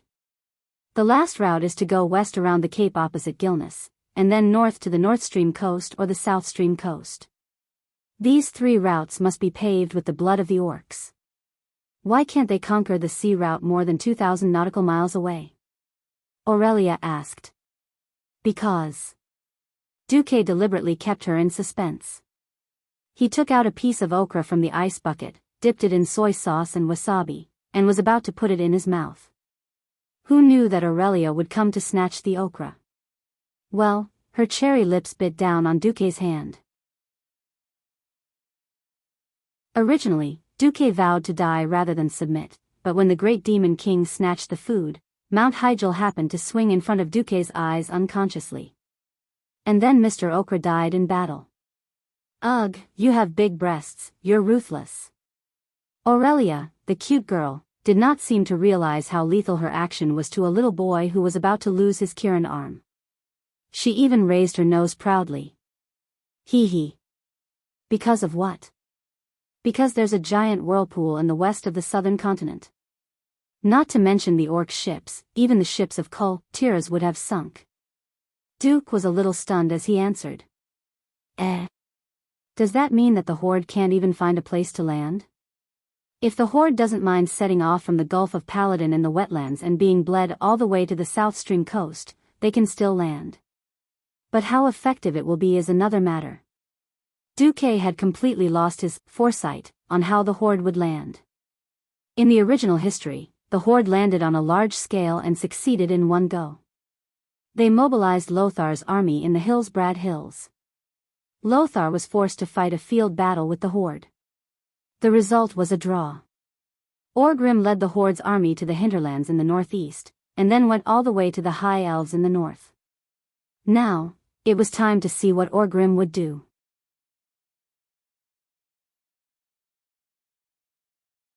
Chapter 272. Orgrim was annoyed. The failure to cross the sea to attack South Shore was a humiliation in his history as a great chief. Even though everyone knew that this was only one of Orgrim's larger-scale probing attacks, it was impossible for them to win. This was because Jianghu's 25,000 warriors were the only ones who had participated in the battle. The rest of the warriors were mostly from the smaller clans. But a failure was a failure. The simple and violent beastmen had no concept of feints. Most of them thought that Stormwind City was taken by the Blackhand Great Chief, and that Orgrim had just returned to pick up an empty city. Iron Furnace Castle, which was supposed to be Orgrim's victory, was not completely conquered. It wasn't that Kilrog Deadeye's Bloodloop clan didn't work hard, but when they reached the gates of Iron Furnace Castle, the Bloodloop clan's warriors were stuck. No beastman could withstand that kind of three-dimensional, all-encompassing cannon fodder attack. Many times, a hole suddenly appeared in the mountain wall, and fatal shots, guns, or even cannons would shoot out from inside. His greatest achievement was pushing through the gates and almost entering the dwarves' core area. Then, the warriors that killed their way in were met with the dwarves' steam tanks and various cannons. Those beastman warriors were killed just like that. This had nothing to do with courage, it was purely a matter of battle philosophy. Just now, news came that Orgrim had failed again. The scouting fleet that came back from the Swamp of Sorrows was that the fleet that he had painstakingly built was almost completely annihilated, and not a single ship could return. From the shore to the deepest part of the sea, a huge whirlpool that spanned the entire area? Orgrim felt that the beastman's luck had run out, even though he didn't really believe it. In the past, he might have been able to recite the blessings of his ancestors. However, after almost all the orc shamans abandoned their traditions and changed from shaman to warlock, he had never heard of any warlock who could still sense the call of Mother Earth. What Orgrim had to face was that winter was coming. Before the end of this winter, he might not be able to organize a proper battle across the sea. Wetlands, as the name suggested, was an area formed by a large number of swamps and shallow puddles. Spending the winter here was a nightmare. Beastmen were hard-working, but given a choice, no one would be willing to spend the winter in such a wet and cold place. Not long after Orgrim became the great chief, his reputation started to show. He did not have enough confidence to subdue those hot-tempered chiefs. Moreover, the requirements seemed so reasonable. We are willing to fight to the death for our tribe. But at least give us a peaceful winter. No clan would choose to start a war in winter unless it was a disaster that would wipe out the entire clan. We have conquered an entire continent. The warriors of the tribe are very tired, and winter is the season to produce the next generation of warriors. I can't oppose this tradition. What are the orcs doing in the winter?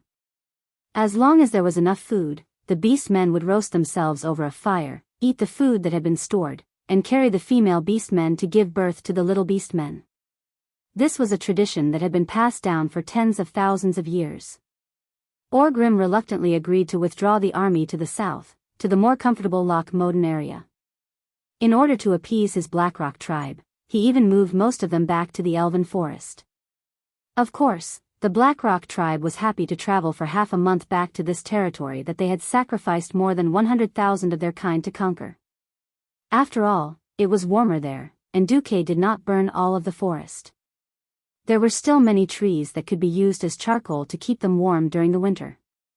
Orgrim's only consolation was that his new assistant, the chief of the Dragon Maw tribe and shaman Zulu Sid, brought him that news, as well as his biggest worry, Ghoul Dan was injured. He went to see Ghoul Dan yesterday. The former ruler of the tribe was not in good condition. Apologies, Chief. The humans have a very powerful mage. Even though I heavily injured him, I won't be able to work for the tribe for a long time. As he spoke, Ghoul Dan's breath was weak, and his shoulder was completely covered in ice.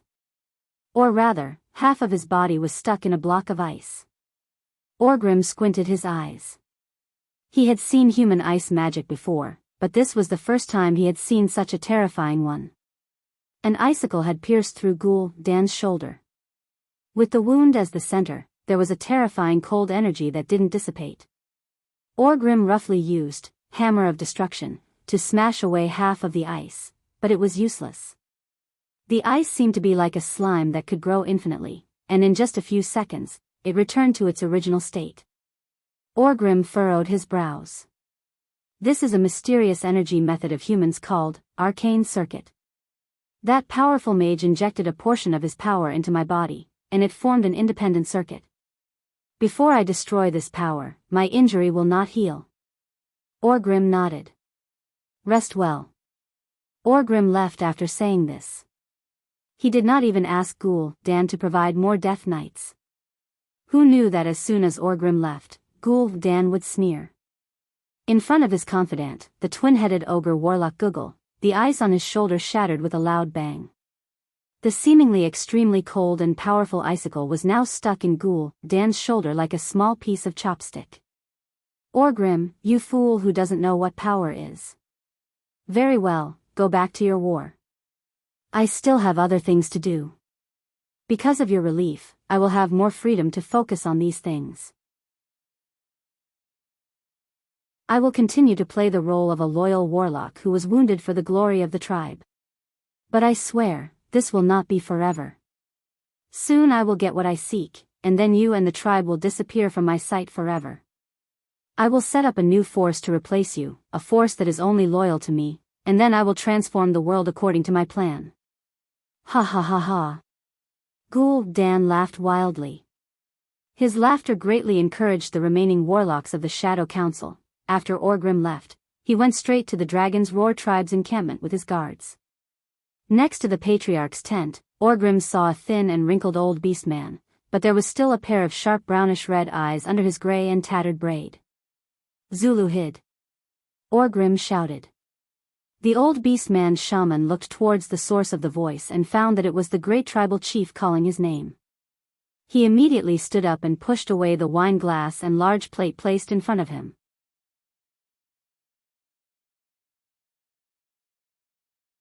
Chapter 273. Doomhammer.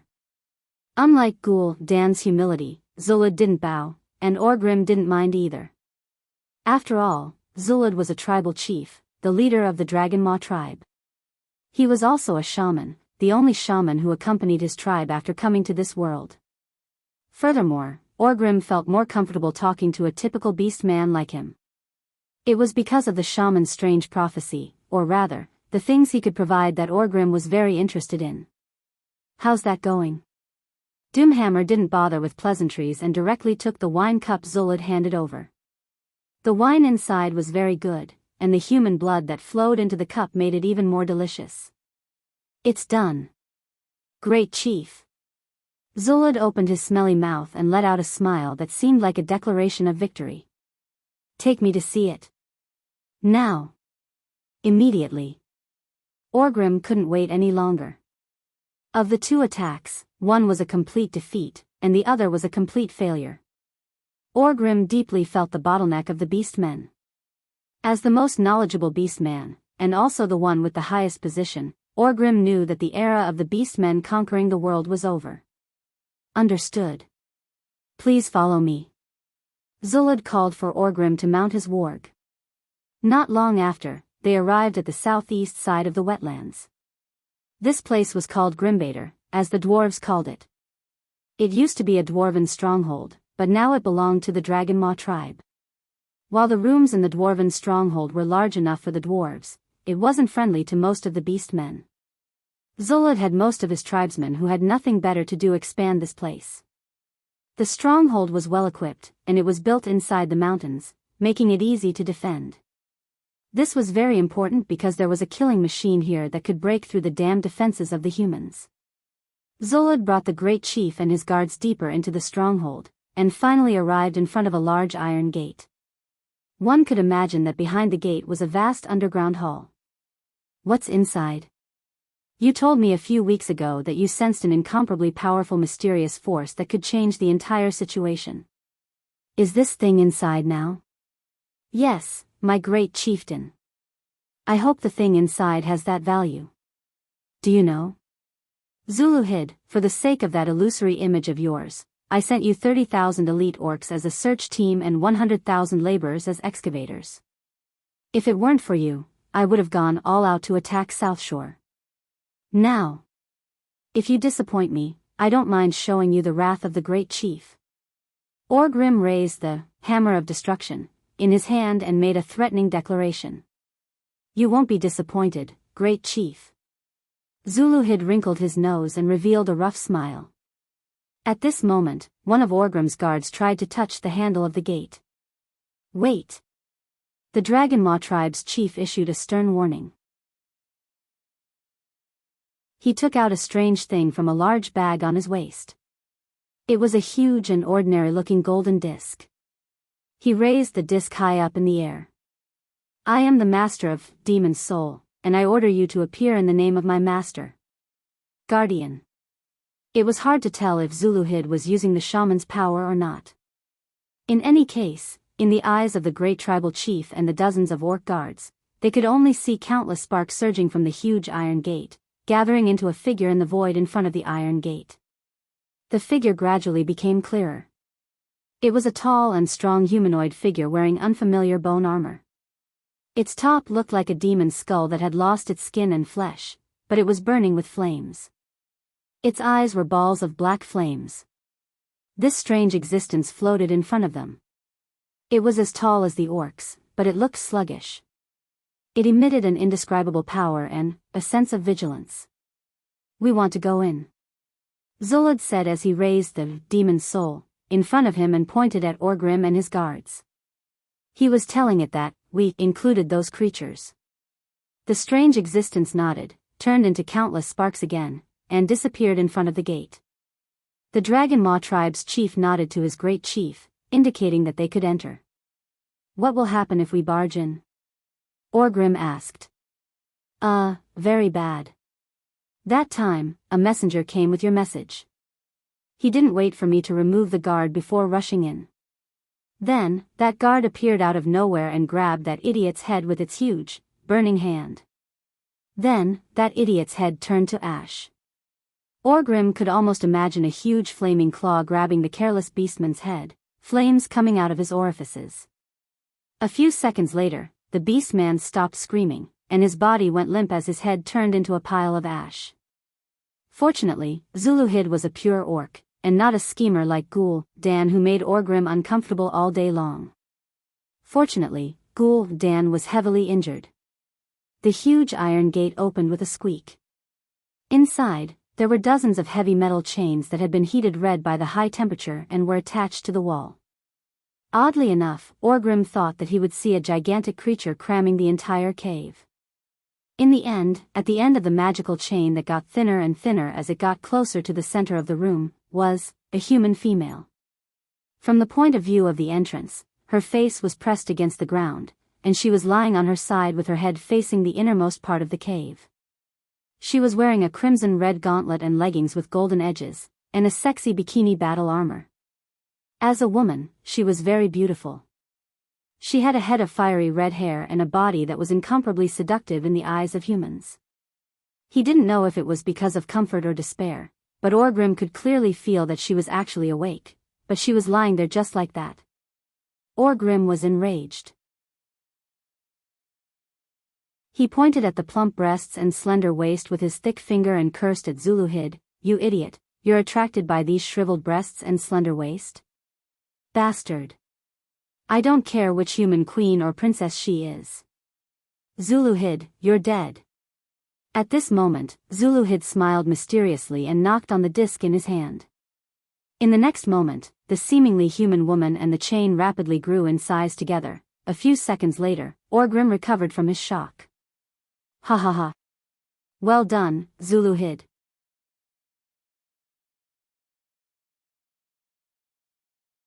Chapter 274. The threat of the horde had not disappeared. The Alliance and the horde were like two giant beasts fighting to the death. They had to stop fighting in the face of the weather and lick their wounds. The refugees from the Stormwind Kingdom who were stranded in the Hillsbrad Hills received a batch of crucial summer food, but it was not enough, so Duke went to the Barav family for this. Duke did not see Duke Barav. The Duke had gone to Alterac. Unexpectedly, Janice, who met Duke on behalf of the Duke, agreed to Duke's request to buy rations. No problem. The people of Stormwind have made outstanding contributions to the resistance against the horde. It is only right for the Barav family to do something for them. How about 10,000 tons of wheat this year? According to the previous price. This time, it was Duke's turn to be surprised. 5,000 tons back then was a 30% premium. According to the previous price, it sounded like the Barav family was still a scam. But this was not the time. The battle in South Shore made the entire northern continent realize that the threat of the orcs was close at hand. Those terrifying green-skinned beasts wanted to slaughter all the humans in the world. As a result, the price of everything related to the people's lives soared. Even if the Alliance used a great victory to prove that they had the ability to defeat the horde invasion. The various kingdoms also introduced a lot of policies to suppress the skyrocketing prices, but the most important thing was that the price of grain still increased by more than 2.5 times. Selling at the previous price wasn't a scam, it was a huge sale. Duke was moved. This really. I thank you on behalf of the people of Stormwind. No need to thank me. Helping the people of Stormwind is helping the Alliance and Alterac. The Duchess smiled kindly. Yes, I heard that your private army's equipment isn't enough. Is there anything the Barav family can help with? In a state of war, the price of weapons, food, soldiers, and everything related to war soared. Duke's luxury goods business had long been stagnant. If it wasn't for the fact that he had gathered enough weapons and equipment before the war, Duke's so-called private army would have to be equipped with a bamboo spear. Of course, everyone lacked weapons, especially after losing their own country.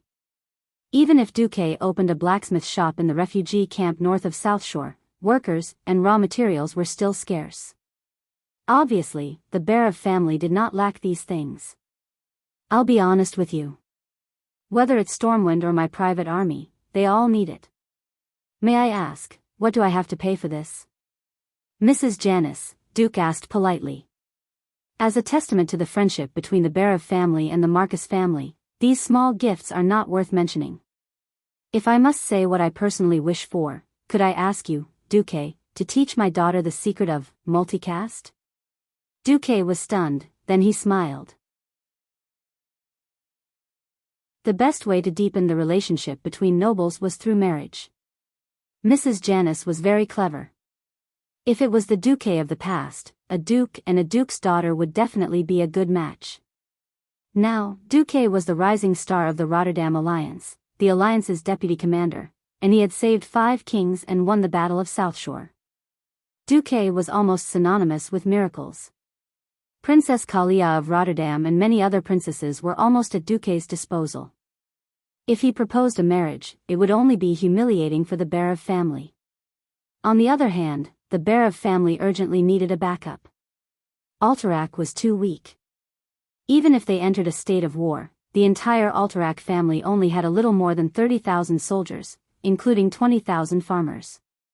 These farmers who had just washed their feet and started working in the fields were completely useless in terms of morale and training. Putting aside the ambitious Rotterdam Kingdom, the wandering Stormwind Kingdom was an ideal partner to work with.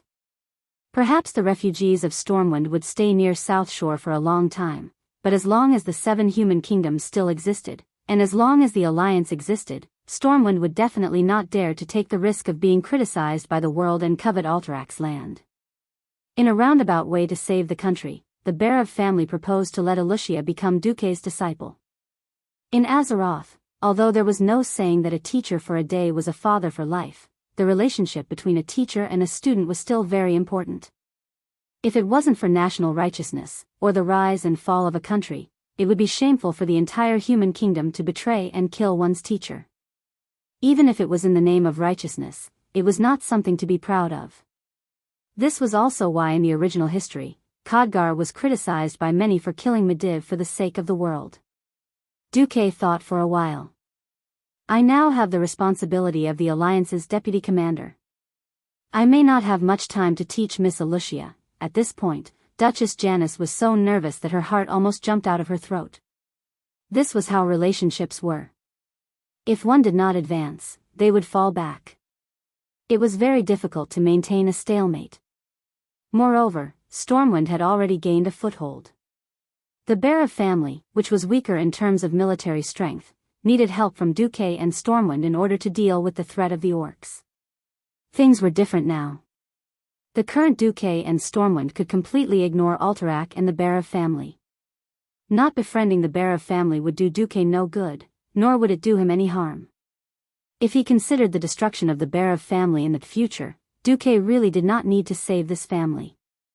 At this moment, the faces of the undead Janice and Alucia from Scholomance that appeared in Duque's mind overlapped with the Janice in front of him. For some reason, he suddenly sympathized with the Barav family. He had fought for so long just so that he would not become a ghoul. It was as if Duque could see the Alucia Barav of the future, standing among a group of necromancers.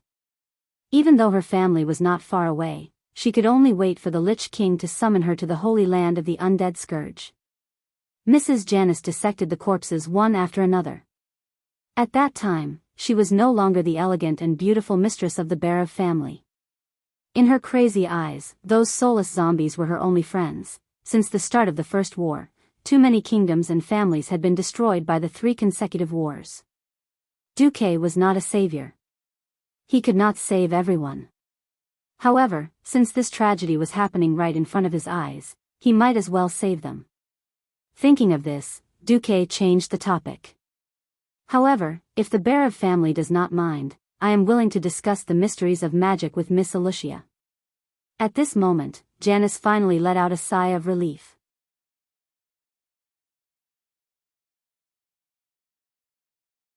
Chapter 275. For Duque, it was just a convenience, but for the Barav family, it had a completely different meaning.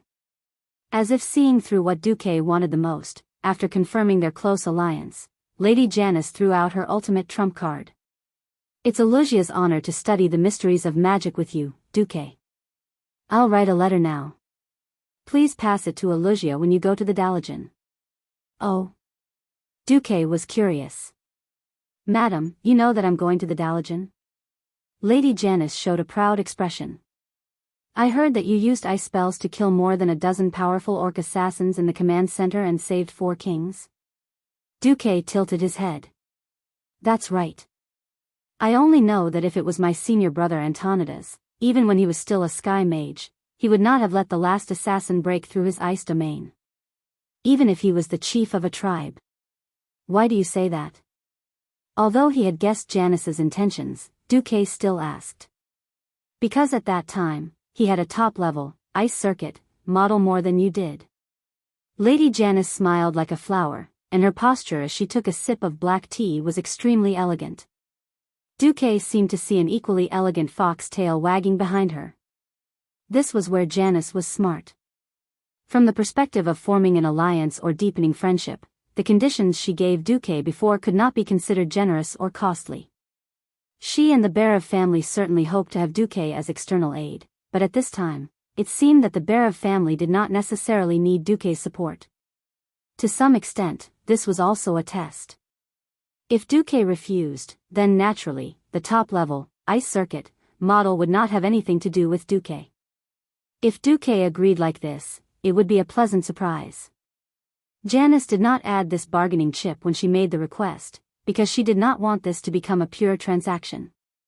In exchange for the Barav family's gift, he wouldn't help the Barav family at a critical moment. After figuring this out, Duque didn't have any ill feelings towards Janice. This kind of, if you respect me, I'll respect you tenfold, method. Duque didn't hate it. Moreover, Lady Janice was smart enough to figure out what he wanted. She was indeed quite intelligent. I told senior brother Antonidas long ago that I wanted him to pass the ice circuit to Alucia. As half of Alucia's master, I think you, Duque, should help Alucia with her research. Janice summoned her servant and wrote a letter in her own handwriting, handing it to Duque. Thank you so much, madam. Just like that, Duque brought Janice's handwritten letter to the Dalijan. It was different from the last time he came in the middle of the night. This time, although Duque took advantage of this rare free time to pay a visit of a more personal nature, Duque's status was completely different now. Previously, Duque's magic had not been proven to the 5 northern countries. Now, Duque was a big shot who had truly secured the position of the deputy commander of the alliance. Therefore, the person who led the team to receive Duque was Prince Kale, that's one of the 6-member council members who remained in the Dalijan. Welcome, Commander Marcus. At this time, Kale, was still the role model of the High Elf. He was gentle and elegant, and he gave off a feeling of a spring breeze to anyone he met. Moreover, he deliberately hid the word deputy, to make him appear more mature. Everyone liked to be flattered. Kale, that's the name, which seemed to have slipped out, was actually a slightly exaggerated compliment. Hee, when you say that, I almost think that Commander Lothar is here, Duque replied without a trace. There's no need to be humble. Everyone knows your contributions to the alliance. Seeing that Duque was not snubbed, Kale, did not deliberately sow discord between Duque and Lothar. He changed the topic and said, actually, many mages in the Dalijan are fascinated by your spellcasting skills. If you have time to come to the Dalijan to teach or hold seminars, I'm sure many mages will join the royal mages in Stormwind because of your reputation. Oh. It's not good for me to poach mages in the Dalijan like this, right? Duque was slightly tempted. In the Dalijan, all mages are equal and free. Mystics pay attention to fair trade. In order to explore a more profound world of magic, so what if I give up a moment of freedom? Just as everyone can freely choose whether to join the Dalijan's direct mages, the Dalijan will not mind free mages joining Stormwind or becoming your followers, Your Excellency. How about it? Do you want to consider it? If Kale, flattery at the beginning had gone too far, then this time, Kale, proposal could be said to be a tailor-made and wonderful proposal. It immediately touched Duque's heart. Abducting mages for free. He did not need to cultivate them himself. He could just take away a semi-finished product and train them himself for a year and a half. When the time came, even if they were not flashy enough, they could still be scary. Duque was really tempted. This time, Duque was sincerely grateful to Kale, Kai. Sorry, Kale, thank you very much. I think I'll find some time. Before that, I want to see Antonidas first. Please follow me. Kale, finally confirmed that he had redeemed the little bit of unhappiness at the beginning and had successfully gained Duque's favor. It was reasonable to say that as the Prince of the High Elves, Kale, could completely ignore Duque on the surface. But one should not forget why Kale, had come to the Dalijan to study and then stayed for so many years. He could not return to Kuel Salis even though he was about to go moldy. The story behind this was the power struggle between his father, the Sun King, and the Silvermoon Council. Having seen the customs of the two worlds, Kale, had long become extremely mature. In particular, there was no harm in having a good relationship with Duque, the powerful deputy commander of the alliance. Moreover, he and Duque also had a strange sense of closeness. It was a kind of closeness that seemed to come from the same source. Walking on the streets of the Dalijan, Duque felt very strange. This was a Dalijan that had not been destroyed. Although it was not as wonderful as the Dalijan that floated in the air in the future and was known as the City in the Sky. Now, this Dalijan was even bigger and more historical. This wonderful city located south of Lake Lordamir was a combination of wisdom, power, grandeur, beauty, art, and mystery. It was the brightest pearl of the entire continent and even the entire world. Once, almost all the human mages in the world studied the magic they learned from the high elves here. And the mysterious and elegant white towers all over the city showed the wisdom, ambition, status, and power of the mages. If Duque had not inherited Karazhan, perhaps Duque would have considered building a mage tower here. As Kale, that's led the way, he introduced everything here to Duque. At this moment, a very beautiful blonde girl came in front of Duque. "Hello, Your Excellency Sky Mage Duke Marcus. I am Jaina Proudmoore."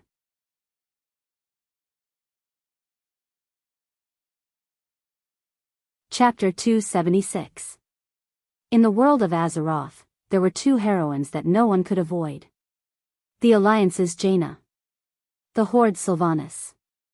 In the world's crisis after crisis, the two of them may not have played the most important role, but in every event, they were indispensable. Duque had mixed feelings about Jaina. Perhaps in the future, Jaina would still walk on the path that seemed to be destined to be difficult. She would watch her rumored boyfriends die one by one, watch the entire northern continent be destroyed by the Scourge army and forced to move west to the Kalimdor continent. In order to deal with a greater threat, to ensure peace with the Horde, she would be forced to commit patricide. She would continue to go astray in every attack. In the end, Theramore, which she had managed for half her life, was flattened by an Azeroth nuclear bomb. Everyone who trusted and supported her was killed, and her hair turned white overnight. She became the evil Jaina who did everything for the Black Horde and didn't care about the current situation. If that was the case, Jaina would undoubtedly have a serious conflict with Duque, who was a supremacist of the Alliance. But at this moment, Jaina was still a 12-year-old lowly. She had a delicate face that seemed to be carved by God. She had a small chin, clear blue eyes, soft blonde hair that just passed her shoulders, and a curvaceous body that had yet to fully develop. She was a classic beauty that was off the charts. Sai, 12 years old. Before Duque's transmigration, this was the age where he would have to be punished. Perhaps she already had a lot of thoughts of love and peace in her heart, but it was only at the level of a young girl's fantasy.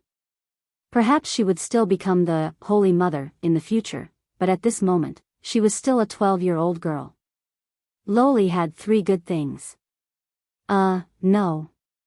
Actually, with Duque's current status in the Jianghu, he was not inferior to Jaina at all. In other words, if Duque wanted to, he could totally adopt Jaina, change her name to Ailey, and teach her what it meant to be an Anababa. Cough cough. You must be joking. Duque was not such a person. He had always believed in his own integrity. Look, if necessary, he could loudly declare 3 times without hesitation. I'm not a Lullicon. I'm not a Lullicon. I'm a Lullicon. There seems to be something wrong with the 3rd time. Forget it, in life, there are as many troubles as the stars in the sky, don't mind these small details. Kale, could not help but smile when he saw that Duque was stunned after seeing Jaina.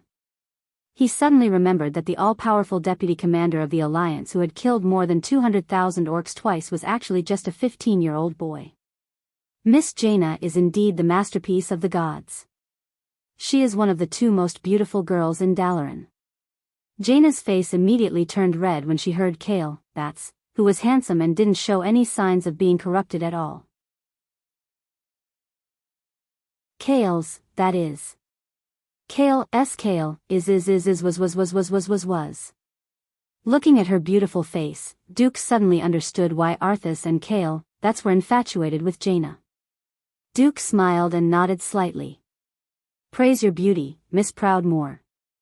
Although I would like to use magic to show my respect to you, this is Dalaran. I'd better not embarrass myself in front of everyone. Jaina was a little disappointed after hearing Duque's words. Everyone knew about Duque's impressive achievements, but Duque was not famous for his status and achievements. Instead, he was famous for his gorgeous magic tricks to please beautiful women. In Lordaeron, Duke used a beautiful rose of ice and fire to praise Princess Kalia Menethil of Lordaeron. In Southshore, Duque had used an illusory ice crystal rainbow divine song, Ode to Joy, to promote Aurelia Windrunner's beauty to the point that almost everyone in the Alliance knew. Men worshipped heroes' invincible and unparalleled achievements. Women, on the other hand, loved heroes' gorgeous tricks. Duque did not know that there was a widely acknowledged saying among the upper-class ladies: only those who had been praised by Duque with the most dazzling magic were truly stunning beauties. Firstly, she was quite confident in her beauty. Secondly, Jaina wanted to see what kind of hero this man, who had been repeatedly recruited by her father and almost became Kurtira's horse, was. Now that Duque had refused to help, Jaina's disappointment could be imagined. Unexpectedly, Kai Z started to make a fuss. Duque, that's not very kind of you, is it? I also know that Her Highness Kalia and Lady Aurelia are rare beauties in the world. Could it be that our Dalian Princess Jaina is not as beautiful as them? Kale, that's put his hands on his hips, looking as if he was going to stand up for his Dalian. This made it difficult for Duque to step down. Duque smiled bitterly. In the ordinary areas of the Dalian, isn't it not allowed to cast spells casually? Kale, that's gently stroked his shoulder. I guarantee it with my identity. Damn it, I almost forgot that Kai Z is a member of the Kirin Tor 6-member council. Jaina did not speak, but she stared at Duque with her starry eyes full of anticipation. This was like chasing an old sow up a tree and then playing dumb pig jumping. Duque hated being forced, so he had an unspeakable evil purpose. Duque raised his hand. All right, for Lady Jaina's beauty. Under Jaina's expectant gaze, Kale, that's and the other curious onlookers, and under the gaze of Duque's guard, Gavin Rad, and his maid, Vanessa, Duque made his move. The immature ice circuit circulated, but with the help of the system, Duque created the most perfect fantasy effect. A huge ice crystal box appeared around Jaina. To be precise, it was this beautiful, almost transparent ice crystal box that contained Jaina. A box made of ice. Many Dalian Morning Star mages could do it. What they couldn't do was obviously the incomparably intricate composition of the sound tube, soundboard, gears, springs, dampers, and other components inside. Although Kale, that's immediately sensed that the composition of this big box was incomparably complicated, as a magical genius and mechanical idiot, Kale, that's would never have guessed that it was a music box. 2 hands of magic gently twisted the springs on the big box. 2 beautiful ice crystal sculptures on the box began to spin and dance, 1 male and 1 female. The simple rotation was accompanied by a dazzling stream of light. And the foreign music that sounded from the music box easily evoked Jaina's beautiful memories of the past. She even felt a little nostalgic and fell into a dreamy imagination. No one thought that Duque could actually solidify abstract music into tangible magical artwork. It was simply a miracle. The sound made Jaina intoxicated. Well, if this music score could be composed with lyrics, it would be, "Ignore me, I'm a peddler, it's only natural for me to be worn down."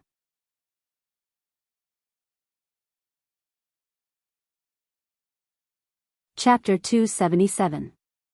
Duque turned his head and threw Jaina to the back of his mind. There were many people and many things that could not be touched at this time. Just like Kel Thuzad. When he saw this sinister guy, Duque wanted to cover his head and smash it with a brick. Finally, he could destroy his soul so that he could not even be a lich in the future. Unfortunately, he could not. He was one of the 6 members of the Kirin Tor Parliament. If he killed him, it would be tearing apart the alliance and even starting a war with the Dalian. Moreover, Kel Thuzad was only a second-rate character. If he really wanted to make a move, it would be towards the first-rate. For example, he could get rid of the guy next to him and get a phoenix mount or something. Well, Duque's thoughts had gone astray. In fact, Duque respectfully paid a visit to Antonidas, who was recuperating from his injuries.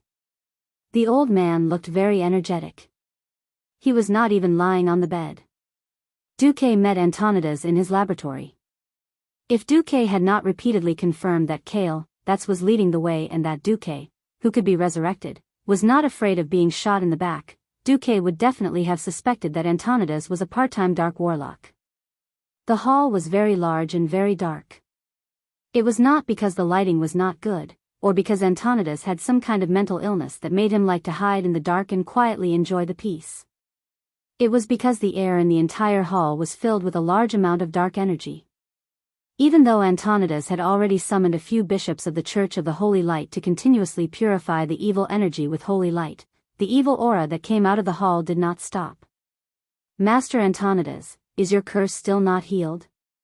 Old Antonidas used a golden translucent cover to cover the thing and then replied to Duque, "What? Curse? That thing has long been shaved to the limit by Archbishop Fail. I was worried that His Excellency the Archbishop was too powerful and destroyed that thing, so I couldn't study it. That's why the Archbishop left a little." Duque was dumbfounded. He saw that Antonidas had used a mysterious method to separate the curse that was almost branded on his soul and place it in a mirror image of himself for magic research. "Doesn't it hurt when your soul is separated?" Duque asked. Soul separation was definitely 100 or 1,000 times more painful than someone using a saw to slowly cut off your hand. Duque didn't know how Antonidas had done it. The white-haired old mage stroked his beard. "There are some things that you'll get used to after doing it too many times. For the sake of research, this was nothing. Besides, aren't you also using soul separation? I've heard about your demonstration against King Eden. You didn't leave a trace of your soul in the mirror image, so how could you perform such precise operations? Your mirror image avatar was destroyed by that sword saint. You must be in pain, right?" Seeing Duque's expression as he recalled the pain, Antonidas thought that he had guessed correctly. "It hurts a little," Duque answered honestly. A perfect misunderstanding. Duque's mirror image avatar really wasn't controlled with his soul. However, being stabbed by the Fireblade clan's chief, Dal, with his triple blood blade was truly painful. The system genie didn't detect his existence at all, and the protective shield that the system genie had released for him in a fraction of a second was unable to block it. As for Duque himself, because he hadn't mastered the ice circuit, he didn't have the ice barrier that was commonly known as a refrigerator. After coming to the world of Azeroth, Duque realized that spells or skills that could give you a short period of invincibility and protect you from any damage were not easy to obtain. The invincibility of a holy knight had to be truly recognized by the holy light. Similarly, the mage's ice barrier was the same. Of course, Duque could make ordinary ice. But in the face of absolute attack power, the hardness of ice was just a joke. To achieve that temporary invincibility, it was already close to the realm of domain power. For this, a top-grade ice circuit was indispensable. Otherwise, even if he learned it, it would only be a weakened version of ice barrier that only gave 2 or 3 seconds of invincibility. How could Duque bear this? At critical times, 1 extra second was life. Oh, no, that was moral integrity. Either he didn't learn it, or he learned the best. "Did you come here to see if this old man can still fight?" All right, I was wrong. I shouldn't have abandoned my duties to the Alliance and secretly come here to do research. The next time that ghoul Dan comes, I promise I'll take action. Of course, it's also fine if it's someone of that level. Antonidas stuffed a magic beacon into Duque's palm. "Activate the beacon. I'll be there in a minute." Duque was a little speechless, but after thinking about it, it made sense. As the dignified Dalajan chairman, he definitely wouldn't need him to take action against any random enemy. The fact that he was willing to come at his beck and call was already giving him a lot of face. Besides, a Breaking Dawn mage who could teleport to any place on the continent at any time really had the capital to be willful. Duque didn't have much to say. Antonidas looked at Duque, who refused to leave, and blinked. "HM? Is there something? Or do you also want to study this unknown mysterious curse? Why don't you be my assistant? I'm very interested in how you use Hand of Magic. I can give you the treatment of a morning rank assistant." Duque was embarrassed. He scratched his head. Duque still took out the letter that Lady Janice wanted him to send to Antonidas. "Actually, Lady Janice asked me to give you a letter." Seeing the fire seal on the letter and the unique magical security method that lingered on the envelope, Antonidas, this old man, blushed slightly. He took the envelope with both hands, opened it impatiently, and then, the old man's face collapsed. It was an expression of laughter and anger. Antonidas seemed to want to get angry, but he didn't know whether to laugh or cry. In the end, he gave in. The ice circuit model, right? That little girl really knows how to extort. She. All right, it's my fault. This reason barely makes sense. All right, here you go. Antonidas waved his right index finger over his temple. Duque suddenly saw a series of mysterious, ice-blue magic runes appear on his temple. The continuous runes formed a small ribbon that wrapped around Antonidas' index and middle fingers. Antonidas then handed this rune ribbon to Duque. When Duque once again saw that familiar yet strange three-dimensional magic model enter his mind, Duque was so excited that he almost kissed Antonidas. System notification, congratulations, host. You have obtained the Breaking Dawn Magic Circuit model, Ice Crown. This is a magic circuit model that Breaking Dawn Archmage Antonidas has continuously modified and optimized for 30 years. After comparing it with Anastrian Sunstrider's Arcane Fire Circuit, the circuit has no flaws. The circuit model is rated as S, perfect. It can increase the ability of the ice magic circuit by 108 times or more. It is recommended to practice it immediately.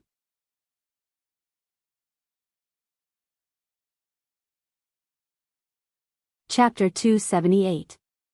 108 times? It sounded exaggerated, but in fact, it was because the ice circuit that Duque had created himself was too lousy. The magic model that he had casually found in Karazhan's library was definitely something that Duque had no choice but to do. Fortunately, rebuilding the magic circuit was not as troublesome as cultivating meridians like in the Wuxia novels that Duque had read before he transmigrated. Although the magic circuit was an important source of magic power for mages to cast spells, the magic circuit could be modified or even transplanted. The ice circuit was a bit like installing an air conditioner in the body. To put it simply, as long as there was a channel to continuously transport the heat away from the body, the effect of cooling could be achieved.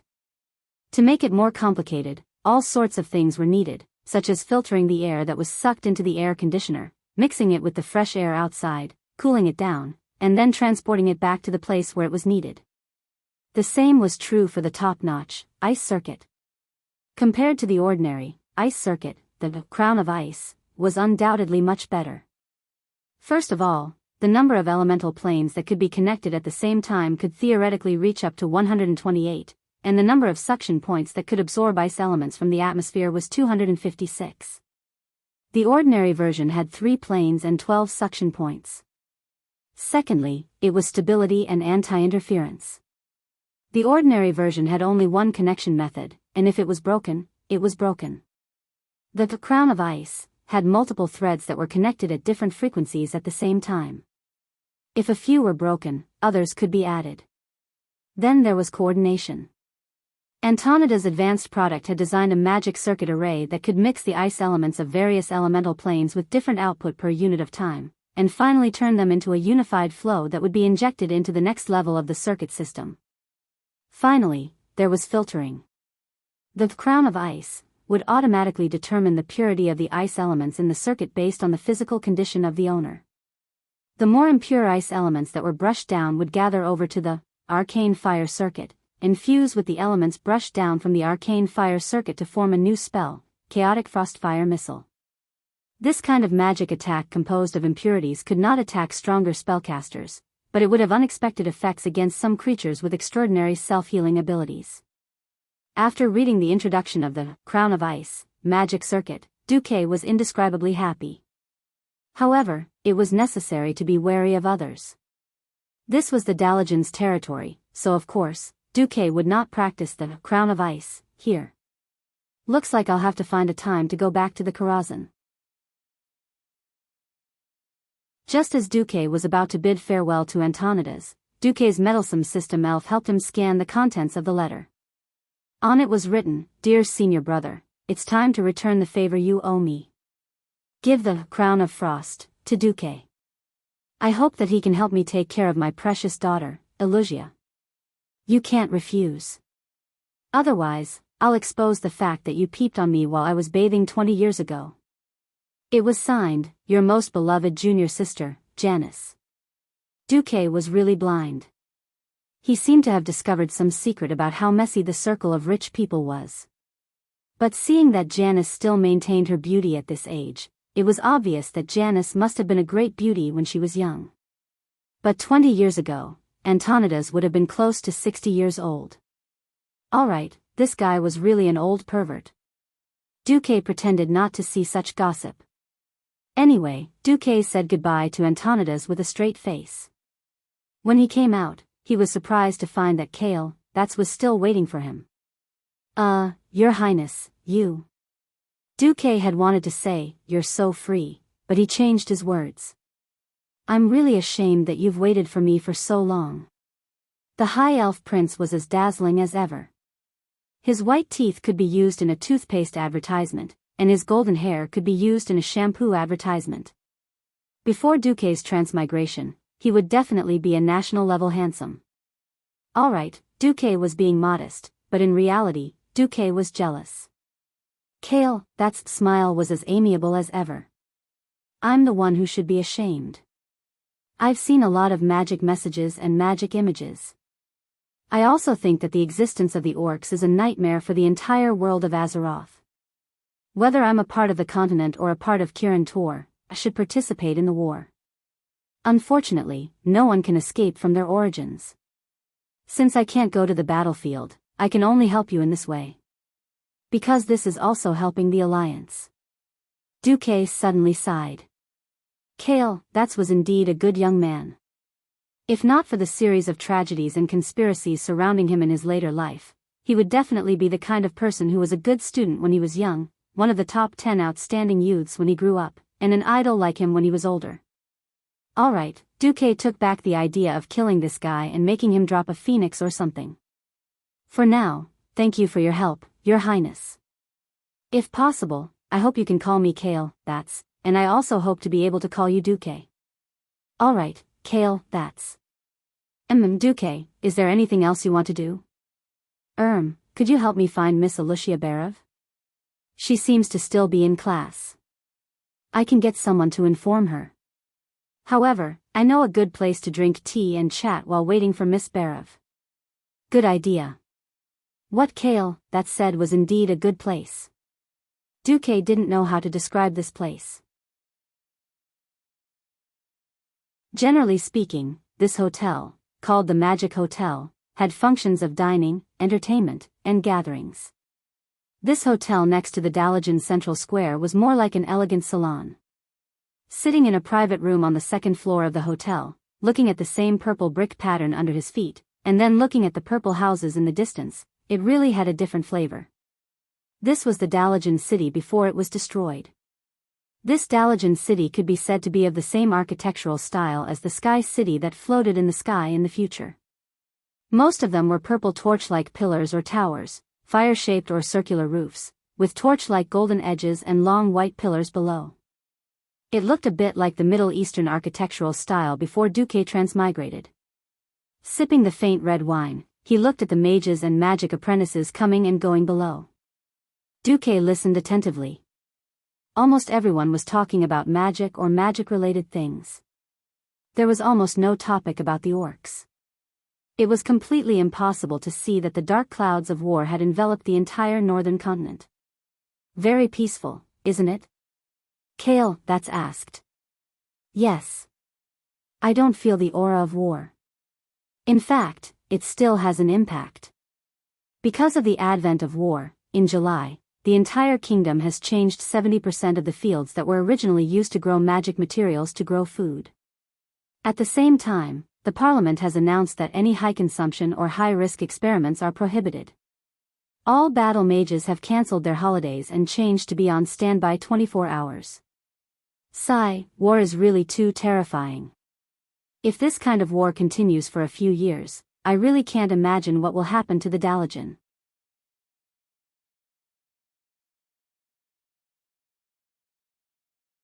Chapter 279. Hey, Duque, how long do you think this war is going to last?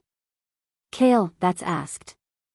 Duke smiled faintly. Are you asking another friend in a casual conversation as a friend? Or are you asking the deputy commander of the alliance as an official? Kale, that smiled faintly. Friends. That's simple.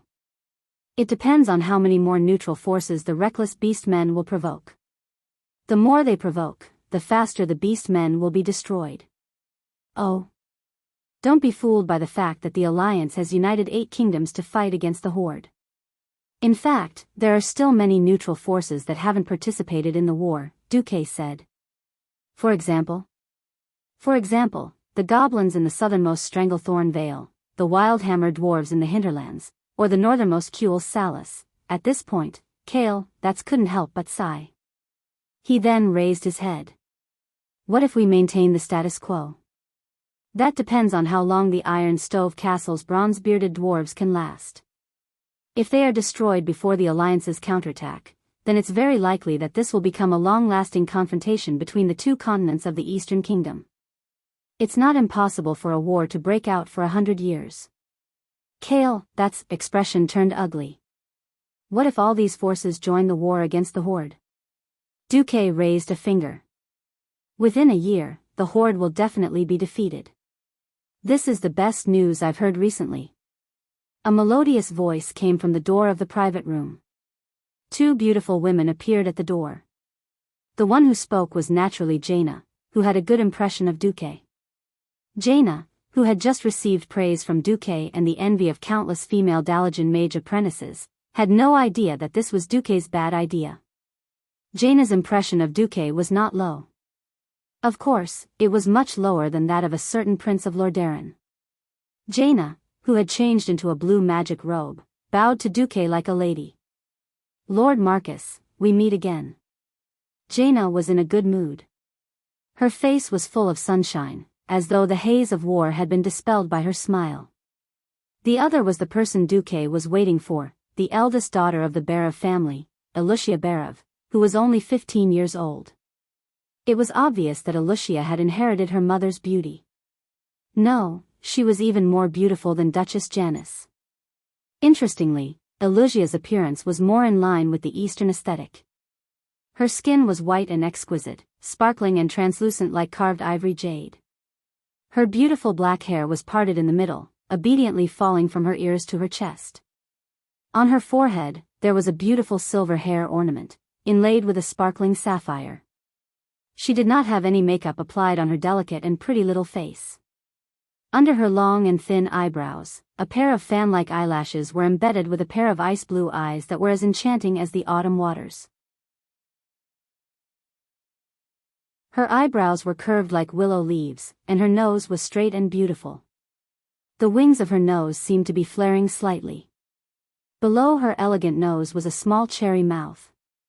Although she did not wear lipstick, she looked brighter and more attractive than those who did. Her well-defined lips were rosy, like ripe cherries ready to be picked at any time. Even though she was wearing a loose mage robe, it was not difficult to see that she had the golden ratio of a figure. Her waist was slender but not too round. She was as perfect as a model. She was quite a beauty. In fact, in terms of appearance, Alucia was definitely not inferior to the beauties Duque had seen, such as Princess Kalia or Aurelia. She was even slightly better than Jaina, who had yet to fully develop her body. If there was anything that Alucia did not compare to them, it would be temperament. The impression that Princess Kalia gave Duque was that she was noble and kind. Aurelia was a mixture of the wildness of a ranger and the elegance of a high elf. Jaina was intelligent and extremely confident. As for Alucia, although the Berev family was also a high-ranking noble family, it could be seen that Alucia had also received an extremely good upbringing. However, Alucia looked more docile. As soon as she saw Duque, she almost hurriedly looked Duque up and down. Alucia gave up on looking at Duque. She lowered her eyelids and slightly lowered her head, which was also a very standard ladylike etiquette. Greetings, Duke Marcus. I am Alucia Berev. Her timid voice made people want to bully her, or to protect her. Duque secretly sighed in his heart. With such a temperament, Alicia was destined to be a good marriage partner and a good wife for a man. However, Alicia would definitely not be a heroine like Aurelia. Alicia, I believe your mother has already sent someone to inform you of the details? Duque asked.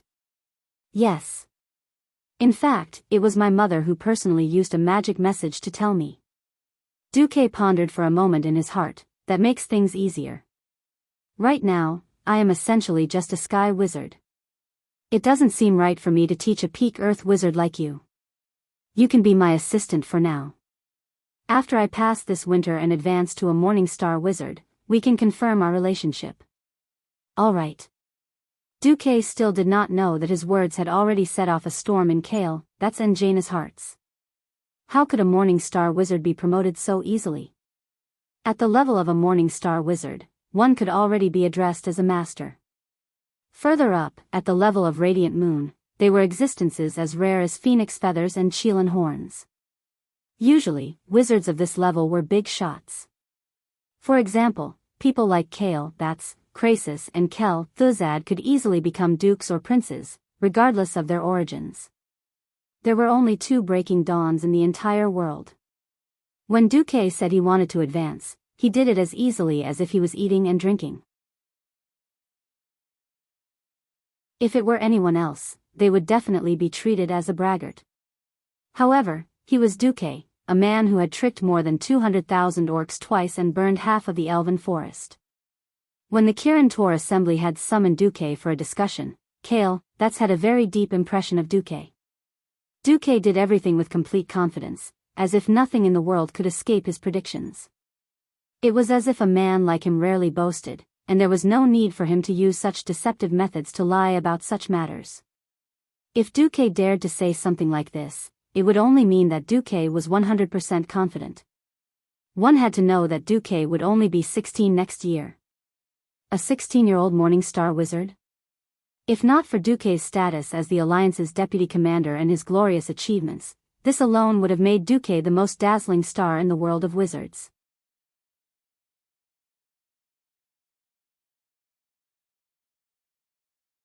Chapter 280. Kale, that's also believed that he was talented, but his speed of leveling up was far slower than Duque's. The power he had today was built with the long lives of the High Elves. Kale, that's part rippled, and Jaina, who still had the temperament of a little girl, jumped up and down excitedly, congratulating Duque. Elusia's expression was a little complicated. She did not know how to describe the relationship between her and Duque, which seemed to be close, but in fact did not have much to do with each other. She could only congratulate Duque lightly. In the Berev family, Elusia felt suffocated. The noble Berev family was a typical aristocratic family. Her father, Arikos, had extraordinary means and abilities, and had unparalleled influence in the entire Alterac kingdom. However, he was very cold when it came to kinship. He had almost no time to care for his children. Her mother was a mage, busy with all kinds of experiments, and similarly did not have much time to care for her children. Elusia's 2 younger brothers, Wilton and Alex, were like 2 sharks in their mother's womb. At a young age, they had already begun to fight incessantly, openly and secretly, for the position of the next Berev family leader. Escaping to the Dalajan was the best solution Elusia could think of. However, she knew that she could not escape from the Berev family. Unmarried women of the nobility had always been important political bargaining chips. Perhaps only when she was married off by the family, would she be able to relax a little from the family's strangle-like control. The only thing that was fortunate was that although her father did not care about her, he had never given her any shortage of funds for her expenses and magic experiments. Today, it seemed to be a little different.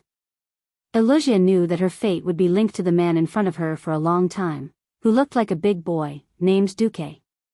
Kale, I'm not familiar with the Dalajan, but since you said that as long as you are a mage, you can attend classes in the Dalajan, publish papers, or do all kinds of things related to your identity as a mage to expand your influence.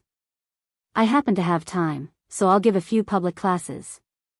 Kale, eyes lit up when he heard this. Oh. Really, that's great. What class do you want to give? What's the topic? Duque smiled mysteriously. Basic practice of multicasting, and heat transfer theory of fire. Duque saw that Elusia's body trembled. These were her mother's excuses for letting her study with Duke. The eldest daughter of the Berev family raised her head in bewilderment. She did not know why Duke had chosen to be a guest lecturer at such a time. Kale, that's knew that it was because of his suggestion that Duke had decided to expand his influence and work hard to rebuild the Stormwind Kingdom's mages. Dalaran had an academy that was open to the public. As long as one paid a low fee, they would teach apprentices with magic aptitude the basics of magic. After a few years of screening, those who passed the test would officially become advanced apprentices or beginner magicians, and they would be allowed to enter a higher academy to further their studies. At this point, the Dalajan's learning and research would become quite liberalized. Basic magicians were allowed to study different subjects according to their talents and preferences. They could also study under the tutelage of any magician who was registered in the school. There was a precondition, the equivalent exchange that mages respected the most.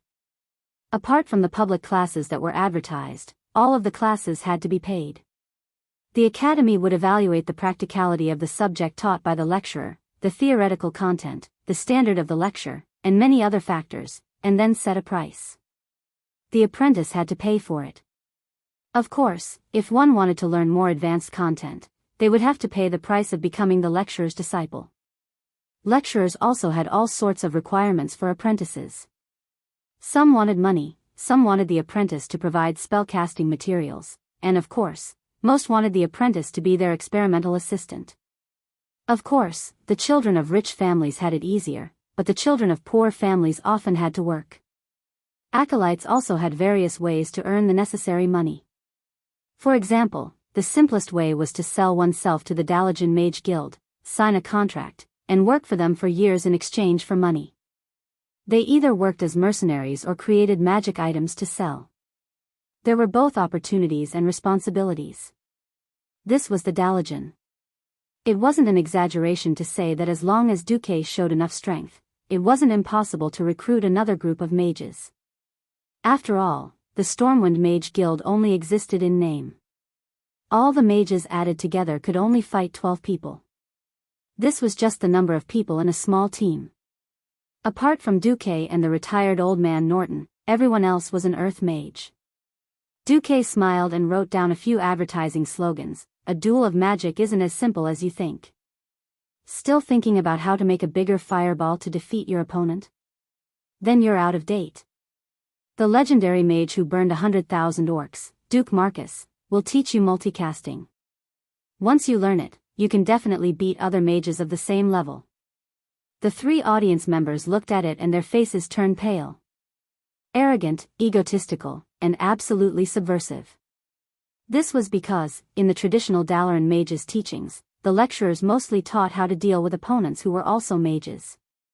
They mostly taught how to build a magic shield and then bombard each other with a bigger fireball to destroy the opponent's shield and achieve victory. What? A big fireball couldn't defeat the opponent? Then it must be because your fireball wasn't big enough. There was no enemy that a big fireball couldn't defeat. If there was, then 2 fireballs would be enough. Now, Duque actually overturned all the arguments of these academic lecturers. If this wasn't subversive, then what was? If it was anyone else, they would definitely be criticized for being sensationalist, but Duque had a lot of achievements to back him up. Whether it was the battle against the demons in Karazhan and killing Mediv, the burning of the Elven Forest, the rescue of 50,000 elite soldiers with the ice ship, or most recently, the rescue of 4 kings from a large group of orc sword saint assassins with his own strength. All of them were dazzling achievements. Before there was better and more sufficient evidence to prove that Duque couldn't do it, no one could refute Duque. No one would be stupid enough to think that Duque was an academic mage. Duque was classified as a typical practical mage. No, to say that practical mages were weak. Because a practical mage could often fight 10 academic mages. Duque gave people the feeling that he was the kind of guy who wanted to fight 100. In the shortest amount of time, the news that the Alliance's deputy commander Duke Marcus was going to publicly teach practical magic in the Dalajan spread like wildfire throughout the Dalajan in the shortest amount of time.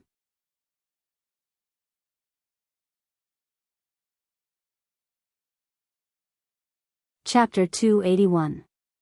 Dalaran, which used to be bustling with activity, was now shrouded in an interesting and strange atmosphere. Hey! Did you hear? That Duke Marcus is going to have an open class in the Dalajan. Open class? Which Duke Marcus? Idiot. He's the deputy commander of the newly established Lordaeron Alliance, Sir Marcus. Ah. He's a super wizard who fought against demons and killed a large number of elite beastmen. Is he really that powerful? It's a free open class anyway. It's a waste not to attend. Any wizard who was a sky wizard or above was qualified to attend the open class in the Dalajan's high-level magic academy.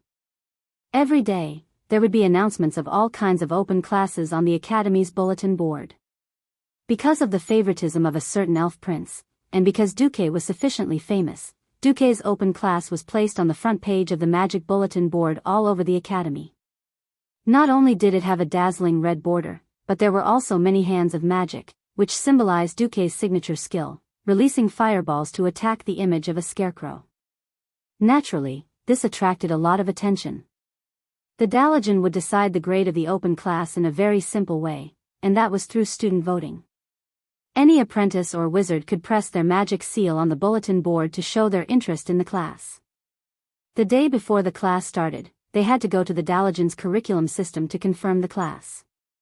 The academy would confirm the location of the class the night before according to the number of people participating in the open class. The result of Duque's open class was, of course, popular. It was very simple. Duque was famous enough.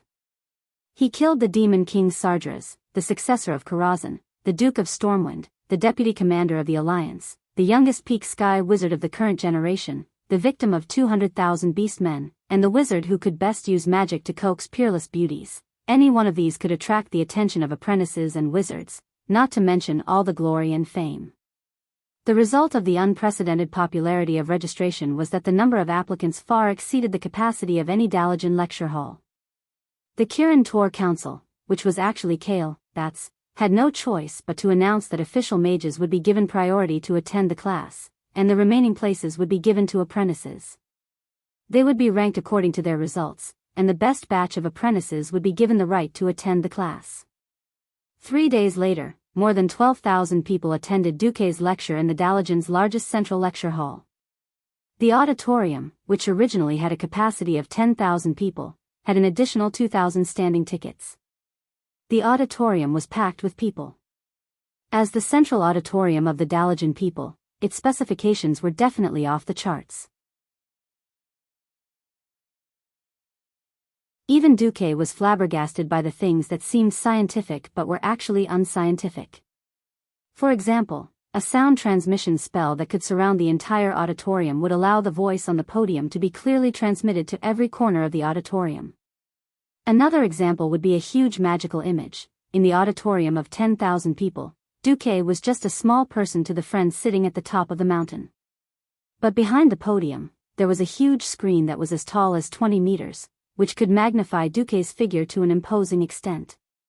Even the audience in the last row could clearly see the hair on Duque's face. As for the central auditorium, it was usually only used in 2 situations. The first was the annual opening and ending ceremony of the Dalajan. Large numbers of apprentices, their attendants, friends, and followers would fill the auditorium. The other was when an important figure would give a lecture or a speech to the entire Dalajan. In the past 10 years, only Antonidas had enjoyed such treatment. Now, there was a situation that could be considered as the second one, Duke. In terms of battle achievements, Duque was definitely qualified. However, Duque only had the magical undulations of a sky mage, which made many Morning Star mages very unhappy. When Duque arrived at the scene with Alusia, someone immediately made a move. As soon as Duque went on stage, the wooden floor under his feet seemed to be under unimaginable pressure and was creaking. It wasn't just the wooden floor. The stone wall, the curtain, the door, and the huge glass window not far from Duque were all trembling as if they would fall apart at any moment. Elusia's face instantly turned pale. Prince Kale, that's, who had arrived early in the first row in support of Duque, furrowed his long golden eyebrows. Spiritual attack. It was a common method for mages to test the strength of their opponents. For a moment, Kale, that's wanted to stop it, but he immediately gave up. Respect was not something that could be obtained by talking big. Duque enjoyed almost the same lofty treatment as Antonidas, so he naturally had to bear the corresponding pressure. Even though Duque was also a mage, and the Dalajan welcomed any mage to study in this sacred land of magic, Duque was, after all, not one of the Dalajan. After inheriting Karazhan and the inheritance of the guardian Mediv, who had once stood against the Dalajan, it was inevitable that Duque would be viewed with hostility by the Dalajan mages. In a sense, as a member of the Kirin Tor Council, Kale, that should also help those guys. In the end, Kale, that chose not to help either side. In the eyes of the group of Morning Star mages, a single Morning Star mage was enough to make Duque, a sky mage, depressed and make a big joke of himself. It would be best if Duque left, so that an outsider would not be able to strut around here. No one would have thought that in the field of magic, Duque was actually an out-and-out weirdo. In terms of the quality of mana, Duque was indeed lacking. In other aspects, Duque completely surpassed most Morning Star mages. What was spiritual force? The definition of ordinary spiritual force would not be discussed here. In the field of mages, the strength of spiritual force reflected a mage's maximum mana recovery speed, the strength of magic, and the ability to use magic. Logically speaking, Duque should not be too strong. However, when Duque released his spiritual force, the expressions of all the mages in the first 10 rows changed. In their field of vision, there was nothing but a smiling Duque. However, in the perception of spiritual force, the hundreds of mages seemed to see a gigantic creature suddenly pouncing out from Duque's body. It was not the simple form of condensing spiritual force into an awl or a net, like most mages. The spiritual force creature formed from spiritual force had a pair of enormous wings that spanned a full 15 meters. Every time the wings flapped, the turbulence of spiritual force was like a storm, sweeping across the entire auditorium in the tens of rows above. The high temperature of the spiritual force easily caused the temperature in the air to rise. With just a flap of the wings, it dispersed the spiritual force of the Morning Star mage who had provoked it. Following that fellow's blood-curdling scream, he went limp in his chair and even lost control of his bladder. All the high-ranked mages gasped at the same time. What kind of spiritual force is this?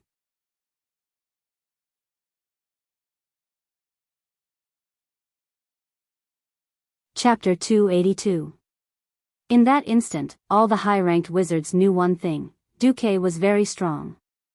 Some of them wanted to stop for a moment, but a low voice said something that seemed to have magical power, causing all the mages who wanted to retreat to straighten their backs.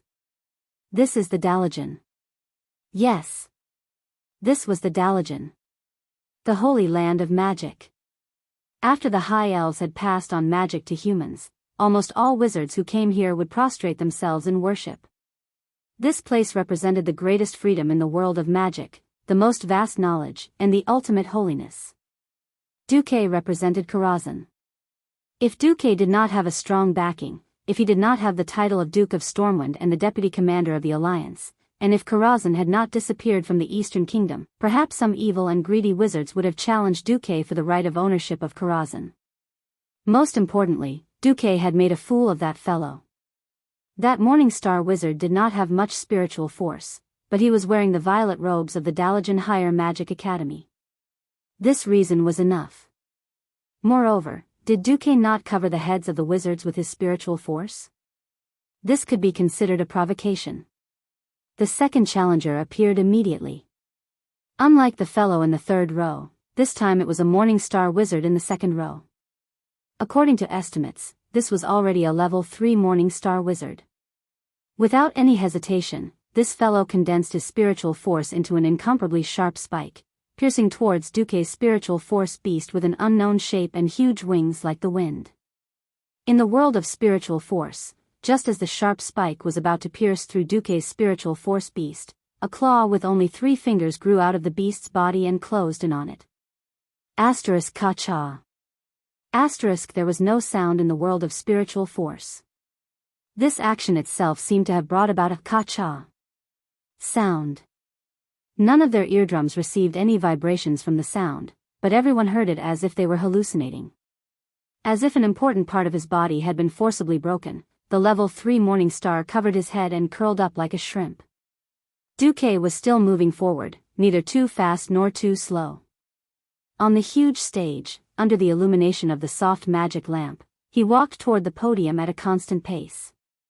He did not seem to notice the spiritual force attacks from the 2 morning star wizards at all, and continued walking with a faint smile and unparalleled confidence. Duque was clearly saying, "I'll leave enough time for you to attack." What an arrogant advertisement. An attitude that was 100 times more arrogant than an advertisement. They were treating the Dalian advanced magicians like they were nothing. Not every morning star wizard was young and full of vigor. Many morning star wizards were no longer young, and they had no intention of fighting because of their age and experience. However, things were different now. The 3rd morning star made his move. This time, his spiritual force condensed into a ball and turned into a cannonball, shooting towards Duque's spiritual force beast. It was still the same claw. Like flicking a melon seed, the claw flicked lightly, and the cannonball was shot back at a speed faster than when it came. The fellow hurriedly activated his spiritual force shield, but it was useless. The speed was just too fast. Even if it was his own spiritual energy that came over, suddenly receiving a surge of chaotic spiritual energy was not something he could withstand. He clutched his chest in pain and pointed at Duque, unable to say a single word. The 4th morning star was sitting at the side of the 1st row. This morning star wizard was obviously one of the best among the morning stars. Whether he was a level 7 or 8, Duque did not know. All he knew was that this fellow's spiritual force had turned into a 3-meter-tall giant with a blurry figure. It wielded a giant axe and chopped down at Duque's beast. This fellow was too much. If the attacks from the other 3 were mainly probing attacks, this fellow was definitely going all out. Even though they did not dare to underestimate Duque, a spiritual force attack of this level could destroy the opponent's magic circuits and turn him into a cripple. Duque furrowed his brows, his expression turning cold for the first time. This time, the beast's counterattack was a long tail. A tail that was at least 10 meters long and as thick as a bison's body swept towards them. The mages could even sense the clear scales on the tail. Crack.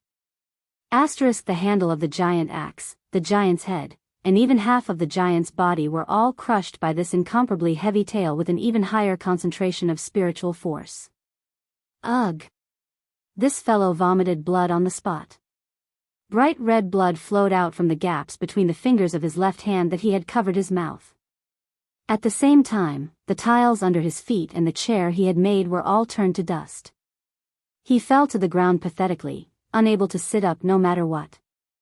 In the 1st row, no less than 5 morning stars looked at each other and nodded in unison, almost indiscernible. It was not an excessive spiritual force attack, and the level of the attack was reduced to that of a probing attack.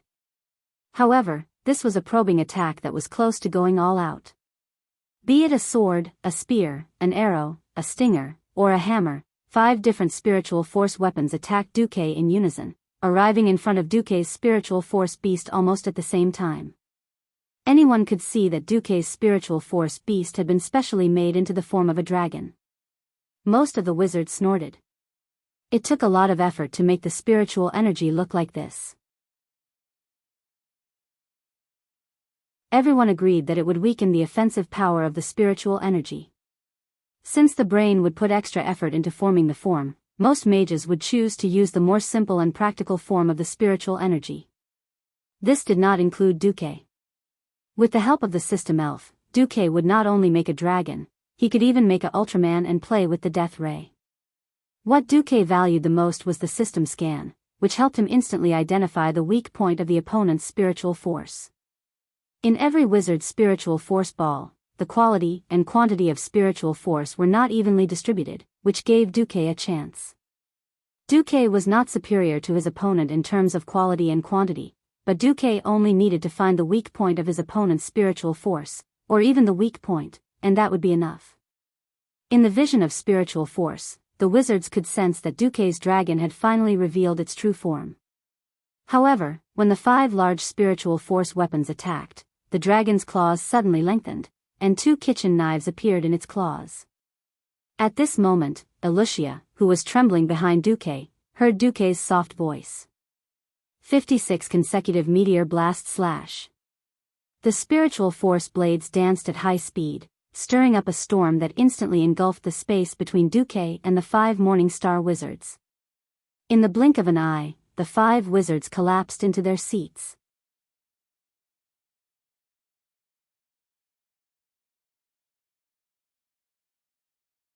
Chapter 283. Impossible. This was absolutely impossible. How could a sky wizard resist, defeat so many Morning Star wizards in the domain of spiritual force? Looking at the wizards who looked like frostbitten eggplants, no one could say a word. It felt like these Morning Star wizards, who were rather famous in the Dalajan, were complete fools, each of them extending their faces for Duque to slap. It wasn't just an ordinary slap, but one that grabbed their collars and slapped them back and forth until their faces were swollen. A total of 9 wizards, 1 Sky Star and 8 Morning Stars, had charged forward in the most shameful form of attrition warfare. In the end, they had been defeated by 1 person against 9, and all of them had been defeated without even catching their breath. Did they not see Duque slowly walk across the podium in an incomparably confident manner? In the huge hall, apart from Duque's footsteps, there was almost no other sound. Of the 12,000 people in the hall, not a single one was an ordinary person. They were either official wizards or acolytes. As long as they were acolytes, they would be able to sense the spiritual force undulations from the battle between Duque and them. Everyone was very clear about the probing effect of releasing their spiritual power. Evidently, even the acolytes who had not seen the whole picture knew. Duque had obtained complete victory. 1 against 9. If Duque was not a foreign wizard, and if Duque was a lecturer from the Dalajan, then what would be welcoming Duque would definitely be thunderous applause. The acolytes and novice wizards were all agitated. In this huge fan-shaped hall, everyone's gaze was on the first row. After all, only the high-ranked wizards there could challenge Duque successfully. In the middle of the first row, there were still a few publicly acknowledged Morning Star wizards. However, they were unmoved, as if they were the best students, listening attentively. In reality, the real focus was on the only Radiant Moon wizard present. Kale, that's the High Elf Prince of Kuel Salis. If Kale, that's made a move, even 10 Duques would be defeated. But would Kale, that's make a move? What a joke. Kaisi was here to support Duque. Seeing that Kale, that's had maintained a gentle and refined smile ever since Duque had appeared, the Morning Star wizards who still had the slightest intention of challenging Kale, that's gave up on finding trouble with this incomparably evil sky wizard. 1 step, 2 steps, 5 steps, 10 steps, step by step, Duque walked up to the podium. His figure was magnified by the huge projection screen behind him. At this moment, the first round of applause sounded in the venue.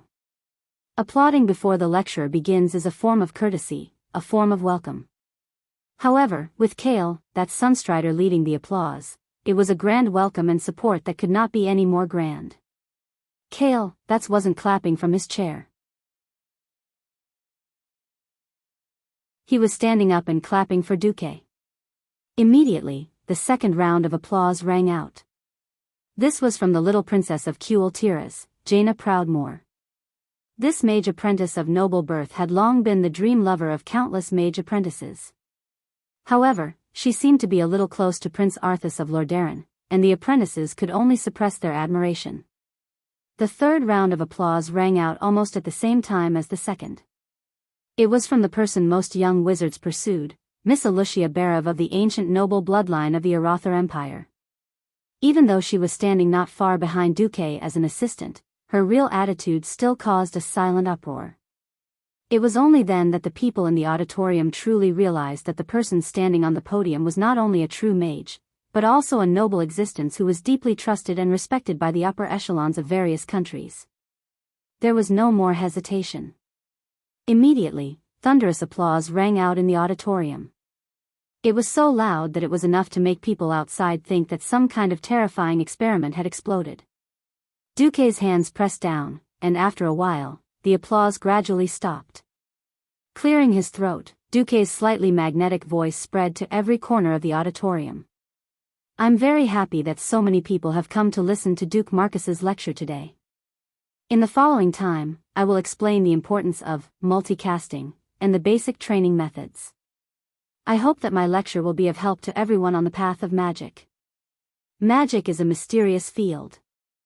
I think that the first thing that every lucky person who is qualified to step into this field should do is not to be bound by common sense.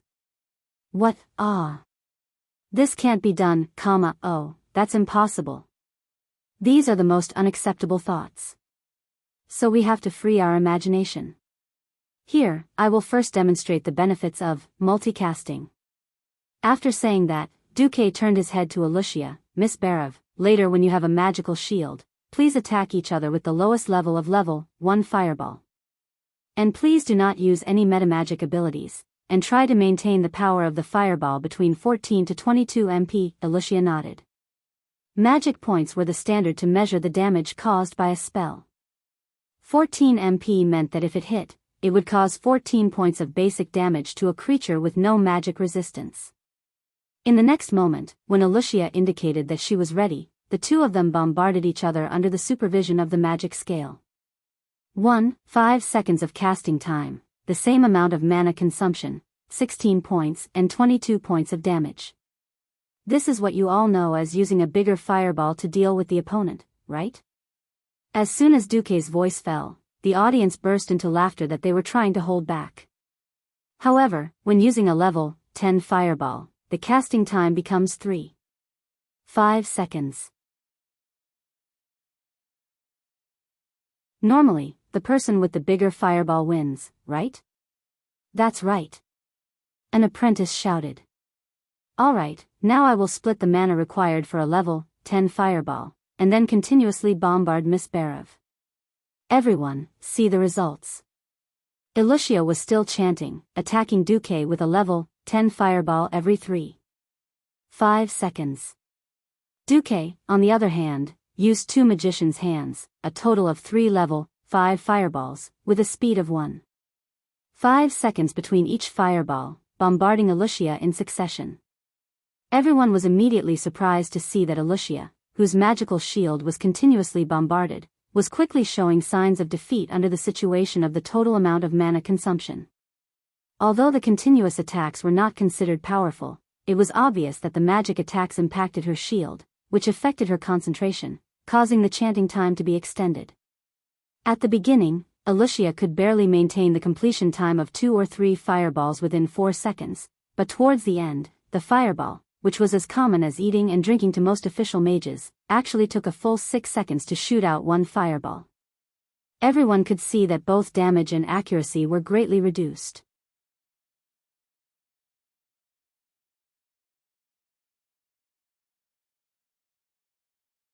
Chapter 284.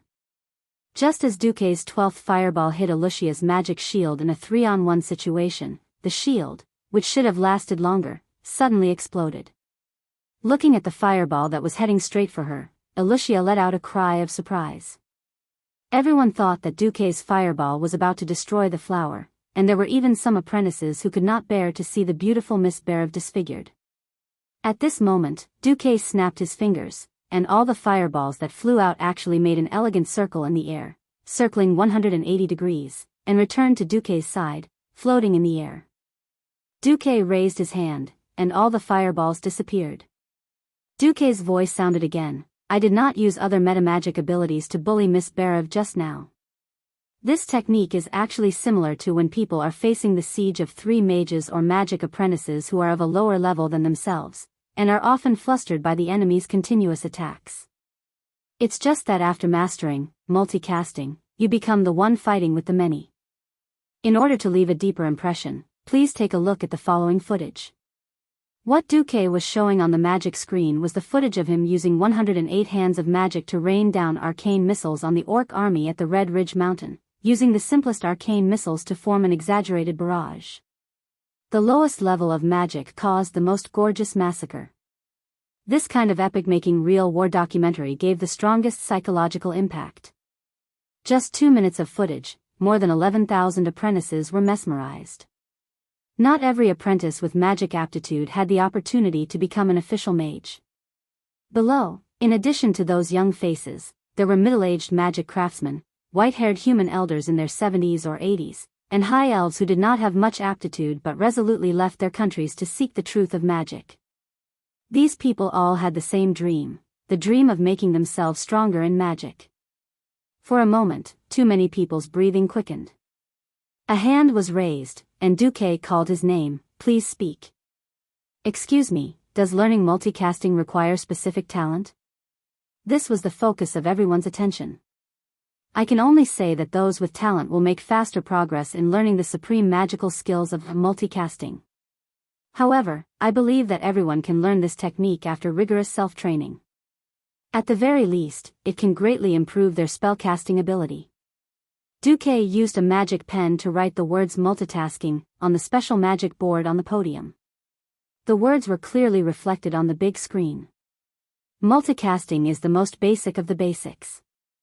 If you have enough biological knowledge, you will know that whether it is humans or elves, the brain is actually divided into left and right parts. The left and right sides of the brain could actually coordinate, allowing the human body to make coordinated movements. In fact, the left and right sides of the brain can direct our left and right hands to make different movements and give different responses. With that, Duque showed it to everyone with the help of the system elf. At the same time, he drew a circle with his left hand and a square with his right. Looking at an extremely standard circle and a square at the same time, everyone thought it was easy at first, but later they were shocked to find that it was not as easy as they thought. Either the left and right hands drew both circles at the same time, or they drew both squares at the same time. The best was to draw two awkward patterns that were neither round nor square at the same time. There was never a lack of geniuses in this world, and soon someone succeeded. For example, Jaina, she easily drew a circle and a square at the same time in the air with the arcane energy flowing out of her fingers. Apart from her, more than 10 people succeeded one after another. Not only were there official mages, but there were also magic apprentices. At this moment, Duque stopped. I'm glad that many students succeeded. Because time is limited, please practice in this direction on your own. I can give you a simple standard. The second stage is this. Shamelessly, Duque gave his right hand to himself and his left to the system elf. Then, both hands started at the same time. The left hand drew a more complicated polygonal pattern, while the right hand drew an arc of different radius. The third stage. At this time, his left hand drew a Dalijan-style architectural pattern, while his right hand sketched directly at Elugia. Elugia's face turned red.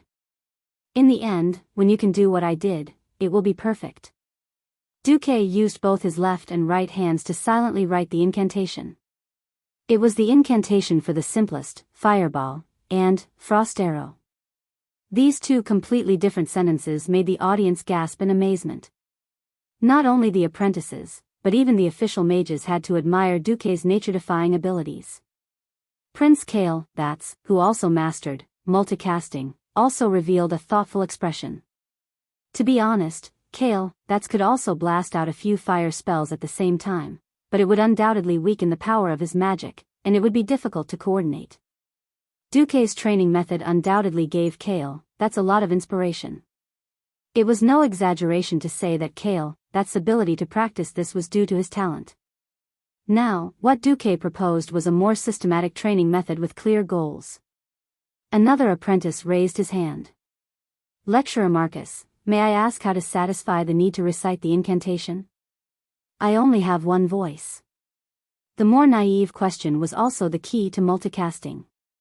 Those arrogant big shots split into several voices in their own spiritual sea and fulfilled this request. Duque had a more convenient method. Of course, the essence of spellcasting is to use the incantation to mobilize the magic power in the body and connect it to the elemental world or the outside world. Brilliant mages can do all this in their own spiritual world. But I have a simpler method, and that is to use echoes. Duque snapped his fingers, and several walls made of arcane energy appeared in the void beside him. Duque said something casually, and the echoes echoed throughout the venue. Echoes. He actually thought of creating echoes to complete the necessary steps of multicasting. Obviously, this was another epic-making genius idea. For a moment, the audience was in awe, and once again there was a thunderous applause. This time, the applause lasted for nearly a minute. Duque's hands pressed down, and it took a long time for the applause to gradually stop. Someone asked again. So, how to create echoes when casting? Duque smiled evilly. Sorry, student, this is already a fee. I haven't thought about how to charge you, but it will be announced in 2 or 3 days. Suddenly, there was another burst of laughter. Next, Duque said a lot more. For example, he used the theory of thermodynamics to explain the flow of fire elements. Unknowingly, 2 hours passed.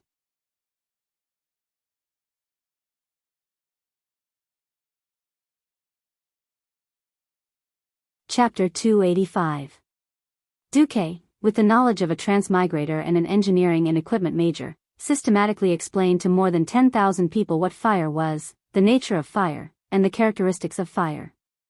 For the magic apprentices in the world of Azeroth, this was an almost new theoretical system, but it did not conflict with the magic knowledge they had learned before. They were simply fascinated by it. Some official mages wanted to find Duque's faults and refute Duque, but they could not find a single flaw in his words. For example, heat will only flow from a high temperature to a low temperature. For example, if the temperature of a fire is high, it can heat up cold water. These seemingly easy to understand things, after being systematically explained by professional thermodynamics theory, almost all magic apprentices realized that their fireball would definitely improve. Fireball was not to be underestimated. As the first damaging spell that most magic apprentices learned, the popularity of Fireball could be said to be 100%. It was no exaggeration to say that the thermodynamics theory that Duque had brought over had an obvious effect on the improvement of the magic level of the entire Dalagen. When the last grain of sand in the magic hourglass that was specially used to measure time fell and a pleasant hum sounded on the podium, Duque just happened to say, "Today's class ends here. My lecture is over." His timing was so precise that he did not seem like a young man at all, but the most experienced teacher. For a moment, the audience was in an uproar. Lecturer Marcus. Don't stop so quickly. Speak more. Speak more. We still want to listen. Lecturer, that's great. After a brief uproar, everyone seemed to realize that Duque would definitely not delay the class. Immediately, there was an earth-shattering applause in the huge auditorium. Clap, clap, clap, clap. The applause was like an endless tsunami, lasting for a long time. Apart from the unlucky few who left early in the morning due to injuries, every magic apprentice, every official mage who came to listen to the lecture, and of course, Kale, that's all stood up and gave Duque the most sincere applause. After the applause stopped, Kale, that's had already come to the podium with a bright smile on his face. Wonderful, Duque, your lecture has completely exceeded the limits of my imagination. I thought you were best at actual combat, but I didn't expect your theoretical knowledge to be just as rich. I can't even tell if you're a practical or an academic. Although Kale, that's really wanted to ask if these theories came from Mediva's Karazhan library, asking now would undoubtedly help Duque start a fight. Kale, that's was simply happy for Duque. On the other side, Jaina had already become a fan. She chased after Duque and asked him all sorts of questions in admiration. Brother Marcus, do you accept disciples? Why don't I become your disciple? Right now, Jaina was still a rather innocent girl. Her watery blue eyes made it easy for people to feel sorry for her, so she agreed immediately. Don't you worship Antonidas? Duque blurted out. Hey, how did you know? Only then did Duque realize that he had spilled the beans, but it was easy to make up for it. Who in the Dalian doesn't worship Master Antonidas? That's true. But Master is very busy. Recently, he said he was injured, but everyone knows that he's actually in the laboratory every day. A flock of non-existent crows flew over Duque's head. Antonidas, can you be more professional at pretending to be sick? Even a 12-year-old girl knows that you're pretending. Of course, Duque had no interest in provoking Jaina. Leaving aside her vacillating personality between war and peace, Duque had no confidence in teaching Jaina. He knew his own business. Duque was not a pure academic. Duque himself was half-baked in the real magic theories of this world. Even if Duque was unhappy with Jaina, who had cursed his father to death in the history, Jaina was still one of the more capable heroes in the history of the Alliance. She would be a core existence in too many major events in the future. Messing with Jaina's growth would make the future even more uncontrollable. Duque grandly refused. My apologies, Princess Proudmoore. I'm actually very busy. This time, I'm here mainly to visit Master Antonidas and help Stormwind recruit some mages to rebuild the Stormwind Royal Mages. At this time, there were many people in front of the stage. When everyone heard this, they immediately understood. Duque did not hide his purpose. The world of mages was about equivalent exchange. Cheating was a bad idea. Duque smiled and turned to Alucia. My assistant, I'll leave the answer to my questions about accepting disciples to you. Become my disciple or assistant, and you will receive my guidance and the right to read the bottom 3 levels of the Karazhan Grand Library for free.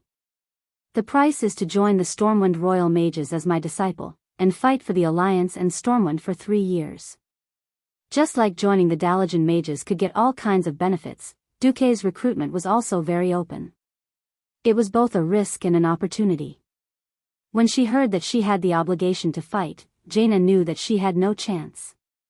Her father would not allow the underage Jaina to get involved in the war. In fact, Dylin had already informed her that if the Dalian was in danger, there would be a specialized group of mages that would teleport her back to Kul Tiras in the shortest time possible. Sigh. Jaina sighed. Looks like I can only wait until this war is over before I have the chance to visit Marcus. Duque smiled and did not say anything. After the lecture, Duque was immediately captured by Antonidas. When he came to Antonidas' laboratory again, the white-haired old man did not treat Duque so well. Oh, Duque, this is not very kind of you. You will weaken the Dalian's war potential. Duque shrugged his shoulders.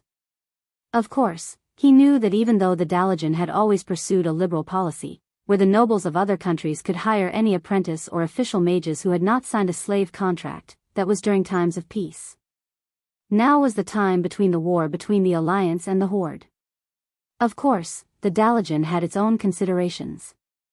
Duque's blatant recruitment would not cause any problems on the surface, but he was afraid that the Kirin Tor Parliament would make things difficult for the Alliance. Duque bowed deeply. For the future and war potential of the Dalian, I am willing to make 1,000 copies of Karazhan's magic books and give them to the Great Dalian Library. Antonida's long white eyebrows twitched. 5,000 copies, 100 mages, 300 apprentices. 2,000 copies, 500 mages, 1,000 apprentices. Why don't you just rob them? The Kirin Tor Parliament's president was furious. Wrong, it's easy to rob them. Duque obviously knew the importance of those magic books. He was not worried that Antonidas would not take the bait. Knowledge was power. No. That's too many. At most, 200 mages and 500 apprentices. Thus, the two of them, who could shake the Alliance with just a stomp of their feet, began to bicker like ants in the market in this laboratory where there were no outsiders.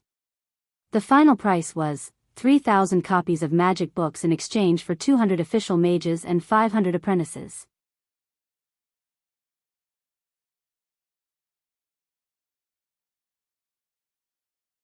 Chapter 286. In the Hillsbrad Hills, there was a stone castle standing on a hill. This was the temporary palace of the Stormwind royal family. Almost every day, new decorations were brought into the castle, be it rockery, or beautiful marble statues, or replacing the previously terrible floor tiles. King Lang repeatedly said that the kingdom did not have the financial surplus to pay the stonemasons' wages. The stonemasons expressed their gratitude towards Duque for saving their lives. Since they had nothing to do in the winter after building the blockhouses, they could find some stones to practice with. However, the stonemasons also expressed that when rebuilding Stormwind City in the future, they still needed to pay the required wages, but only at the cost price. Lang expressed his agreement.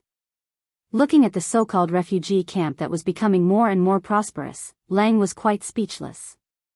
It was already quite inappropriate to call this a refugee camp.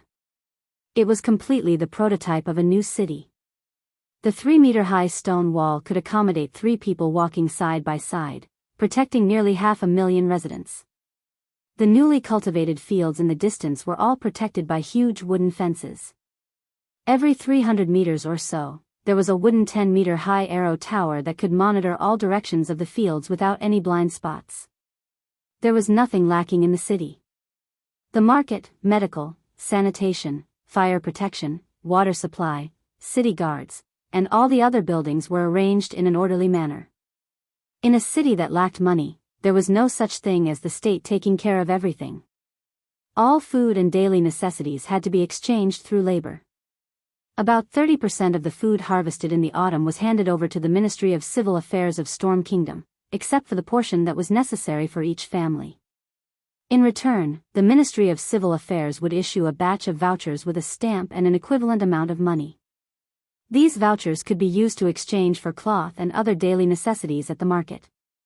The rest of the work was similar. Whether it was logging or mining, all supplies were collected in proportion, and the workers received vouchers as wages for the rest.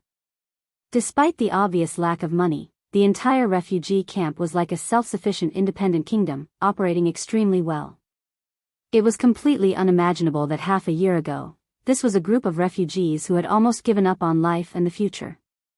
One day in December, looking at the black smoke rising from the chimneys in the city, Lang felt an inexplicable warmth in his heart. On this day, Anju and Lothar returned. Lang and Andoan gave each other a warm hug. Andoan, what's the situation? Sigh, in winter, I, the commander of the alliance, am a beggar, holding a broken jar and going around begging. I only got a bunch of promises that I don't know if they'll be fulfilled. There's nothing substantial at all. It was precisely because there was no one else that Andoan could complain so presumptuously. A promise is better than no promise at all. Lang asked a servant to bring him a cup of hot wine. When Andoan first came in, he did not see it clearly. Seeing that the room was already very presentable, Andoan clenched his fists. Damn it, am I seeing things? Why do I feel like I've returned to Storm Fortress? It does look like it, doesn't it? Lang shrugged. I didn't force the stonemasons to make these things. Anyway, it's Duque's favor. Andoan combed his hair with his fingers. Sigh, compared to him, I feel that my diplomatic skills are terrible. Yes, what good news does that kid have? Is a new team of mages from the Storm King family considered good news? 200 official mages and 500 mage apprentices. Although they've only signed a 3-year contract. Lothar's eyeballs were about to pop out of their sockets. Is old man Antonidas willing to let them go?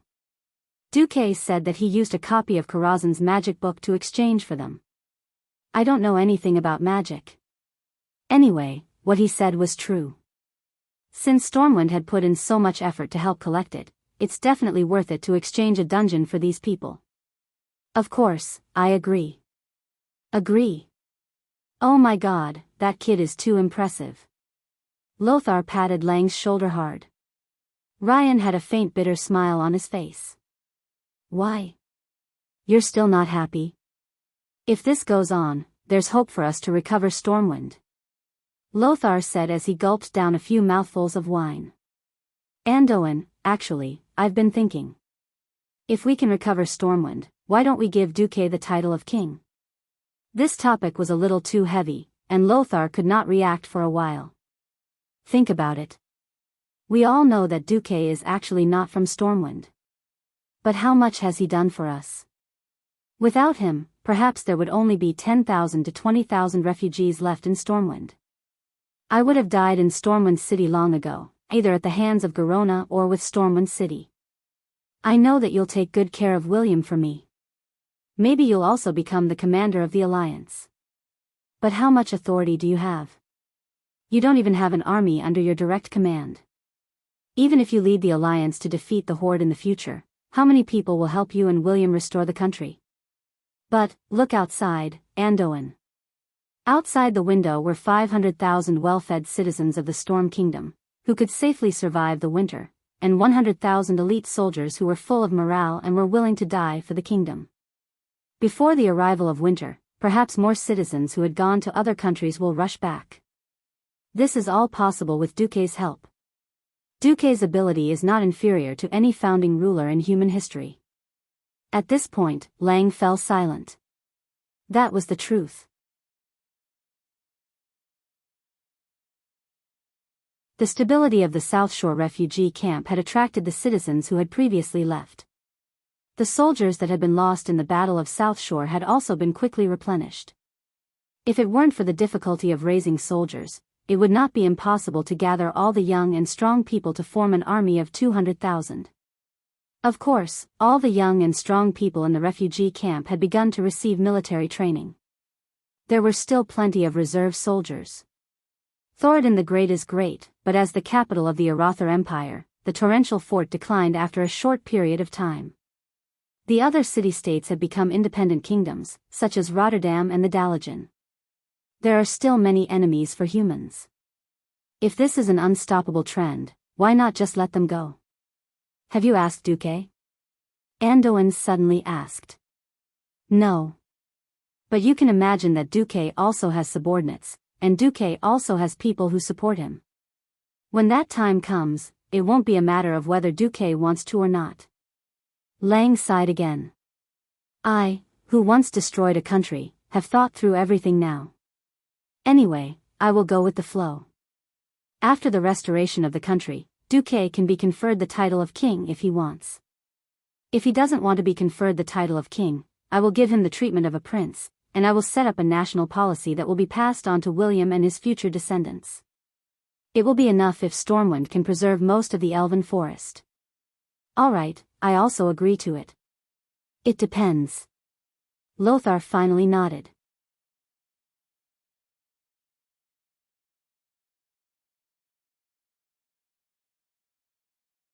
Chapter 287. The harsh winter left most people with nothing to do. Of course, Duque would not waste this time. In the Hillsbrad Hills, in a huge wooden hall, there were many veterans who had experienced the war with the orcs. They might not be able to fight on the battlefield due to various injuries, but they used their own words and deeds to teach the new soldiers how to face the orcs. Not only that, the Nagas under Duque were once again put to use, continuing to train the soldiers with similar battles. In Karazhan, Duque finally had the time to come back, and then Khadgar ran away in tears. Master. I miss you so much. I'm bored to death. Duque used all his strength to resist, using his hand to stop Khadgar's crying soul. Damn it, oh, no, you're a ghost. You're not the only one here. Where's Michael? The Einherjars are all here. I have nothing to talk to those muscular men. I really don't understand why they still run every day when they're already Einherjars. Duque was speechless. It's probably because they have nothing to do if they don't fight demons, right? Duke suddenly understood why the upper nobles of the High Elves were so decadent. With unlimited life force, a boring life was the easiest to corrode the soul. Okay, get ready. I have a large group of apprentices coming, living people. Duque told Khadgar about how he had kidnapped a group of mages in the Dalagen. Yes, master, I will ask Michael and the others to clean up the room. Actually, I don't plan to let them stay in Karazhan for too long. After all, Karazhan is in a crack in space and time. I don't know if living here for a long time will have any negative effects on their bodies. I plan to let them come to the library 3 times a week to borrow and return magic books. You just need to be a good librarian. Open up the library for books below the earth mage level to them. Khadgar's soul put its hands on its hips. Okay. At least I won't be so lonely. Those who came to follow Duque were naturally not high-level mages. The official mages were all earth mages from relatively poor backgrounds. They could neither become a famous teacher like Krasis, nor could they afford the exorbitant tuition fees. One had to know that everything in the Dalajan was equivalent exchange. Even if one were to sell oneself to the Dalajan mages, the money obtained would only be enough to read a limited number of magic books. How could it compare to the unlimited reading in Karazhan? Besides, he could attend Duque's lectures 3 times a week in Hilsbrad's classroom. In fact, Duque wasn't fooling them.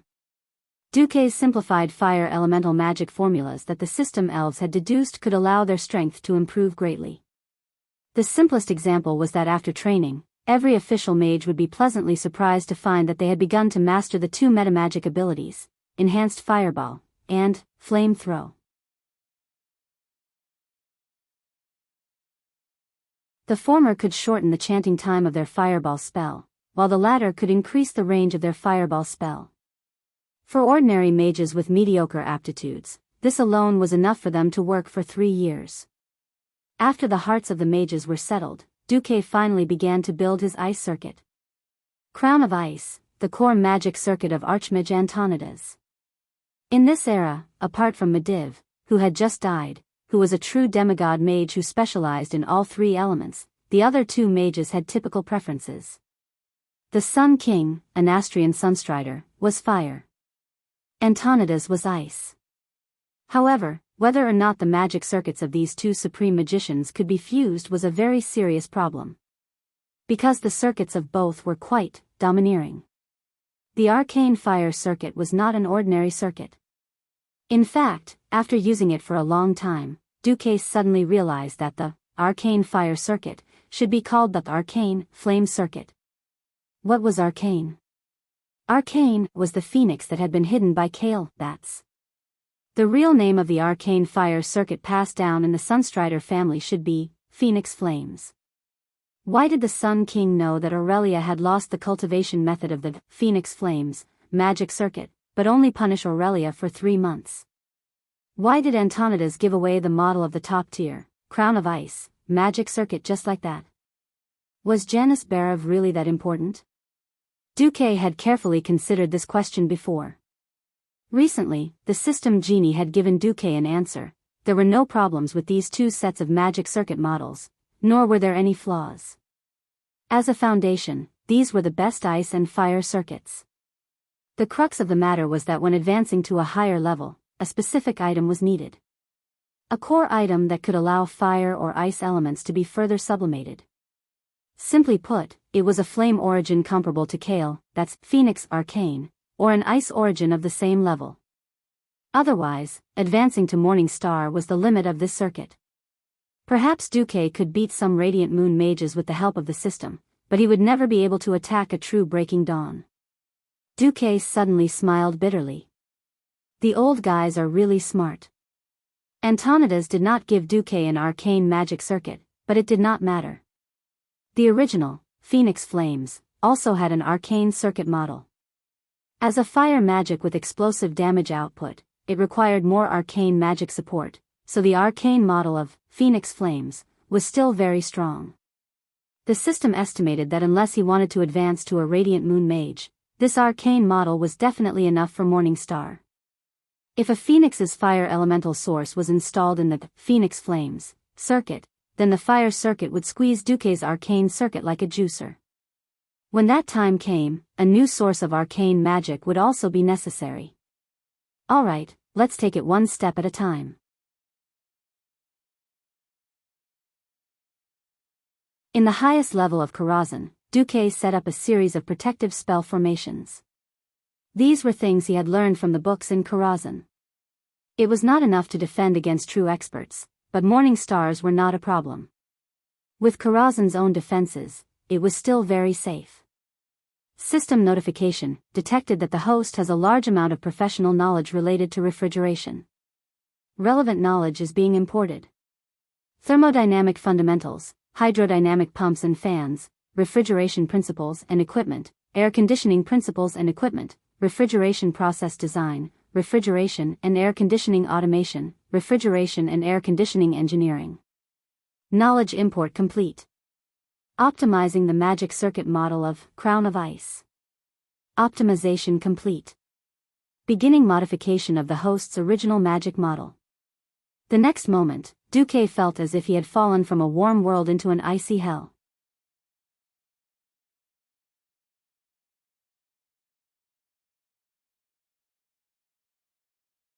Chapter 288. The three-element pharaoh was a freak.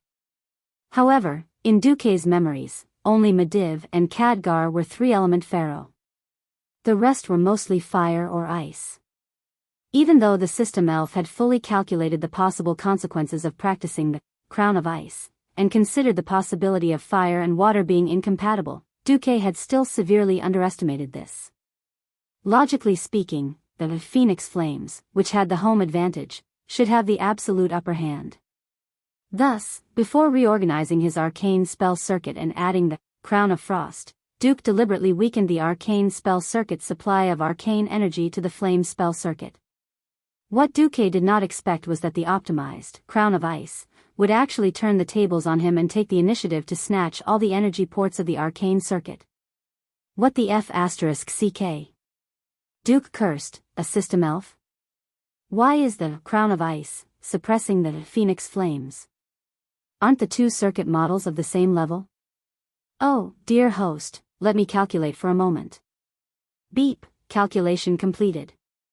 It seems to be because the Phoenix Flames is the basic version for beginners, while the Crown of Ice is the advanced version for advancing wizards. The latter is more complete. In order for the host to advance to a Morning Star wizard, the Crown of Ice has begun to absorb all the energy in the surroundings for advancement. Duque suddenly realized that not only had the icy circuit cut off the energy source of the Phoenix Flames, this overbearing magic model had actually begun to erode the fire circuit, attempting to transform it into ice. Wait. If this goes on, what will happen to my magic circuit? Beep, the latest deduction. If the host is unable to control the spread of the icy circuit, after advancing to the Morning Star realm, the icy circuit will dominate all circuits except the most basic arcane circuit, and will prevent other types of circuits from being produced in the host's body. At this moment, Duque's heart skipped a beat, as if it had been petrified by magic. Then, a gust of wind blew, turned to ash, turned to ash. Damn it. Without another word, Duque flipped the table in his mind. What happened to the three-element pharaoh? How could ice magic alone be enough? There was no good ending for those who were partial to certain subjects. Thinking back to history, weren't all the ice mages who specialized in the ice element beaten up in the end? Antonidas was pushed by Arthes. Kel Thuzad, who had become a frost lich, was pushed down by 40 players. Jaina's defense of Mount Hyjal could not withstand Archimonde's frenzied attacks. No. I don't want a simple frost circuit. Then. I can only ask the host to enter his spiritual world and obtain complete control of the Crown of Ice. However, this is very dangerous. If the host fails, your soul may forever be trapped in the depths of your own spiritual sea. You will become an existence equivalent to a vegetable. Whatever. Fortune is found in danger. This young master will risk it all. The next second, Duque's entire consciousness was sucked into a magical illusory world. Duque looked up at this lonely peak and was speechless for a long time. He thought that Mount Hyjal in the world of Azeroth was majestic, and Mount Everest, where people fell to their deaths every year before he transmigrated, was steep. However, in front of this lonely peak that stood tall in Duque's spiritual world, they all had to prostrate themselves. Duque did not know if he should call this lonely peak a mountain, because this was completely beyond the scope of natural scenery. This snow-white lonely peak in his spiritual world was completely the pillar of the world, supporting the entire world. Duque was on a platform at the foot of the mountain. Behind him was a bottomless abyss with rolling clouds and mist. In front of him was this peerless peak that struck one's heart and shocked Duque. The only thing that allowed Duque to see his target was the cold white light that kept flashing above the clouds. An inexplicable voice was attracting Duque, telling Duque that it was the most precious pearl on the crown of ice. He had lost contact with the system elf. Obviously, the strongest king system could do nothing about this internal magic world that went deep into the depths of Duque's spiritual world.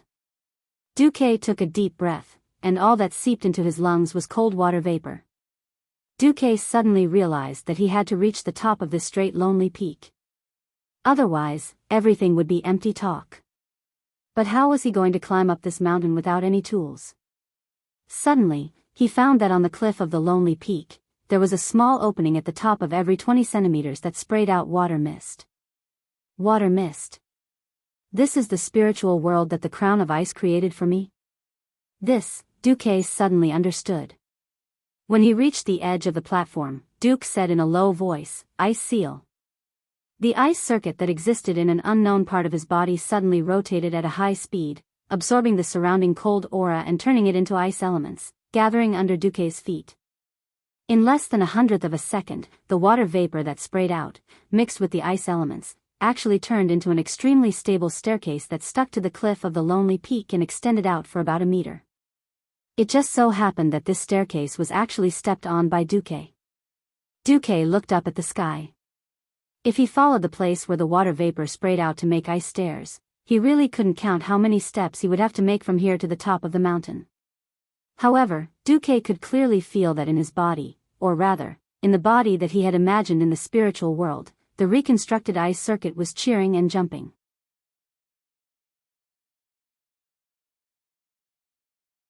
It was constantly encouraging Duque to use it to make more stairs, or to use it anywhere that the ice circuit could be used. How long had passed? He didn't know. Duque's consciousness was numb and blurry. There was no hunger in his stomach. Instead, in the process of continuously using the ice circuit, Duque only felt that the aura of ice had penetrated his limbs and bones, becoming his body and his life.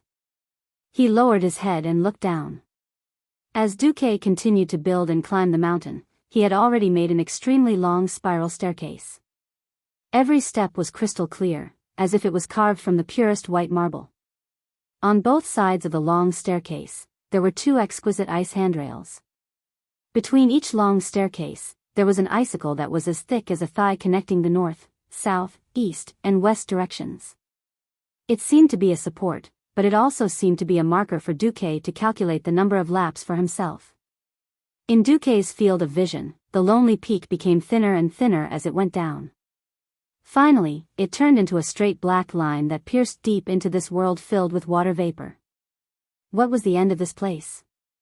Duque suddenly realized that if this continued, he would be completely lost in this world. His consciousness, which had become muddled because of the ice, suddenly began to operate again. No. I'm here to conquer the crown of ice. No matter how beautiful the crown is, it's just a decoration on my head. The crown is only noble because of the identity of the king. It's not that I have to beg for the recognition of the crown. I, Duque, am you, the master of the crown of ice. I order you to either destroy me or come out and fight me.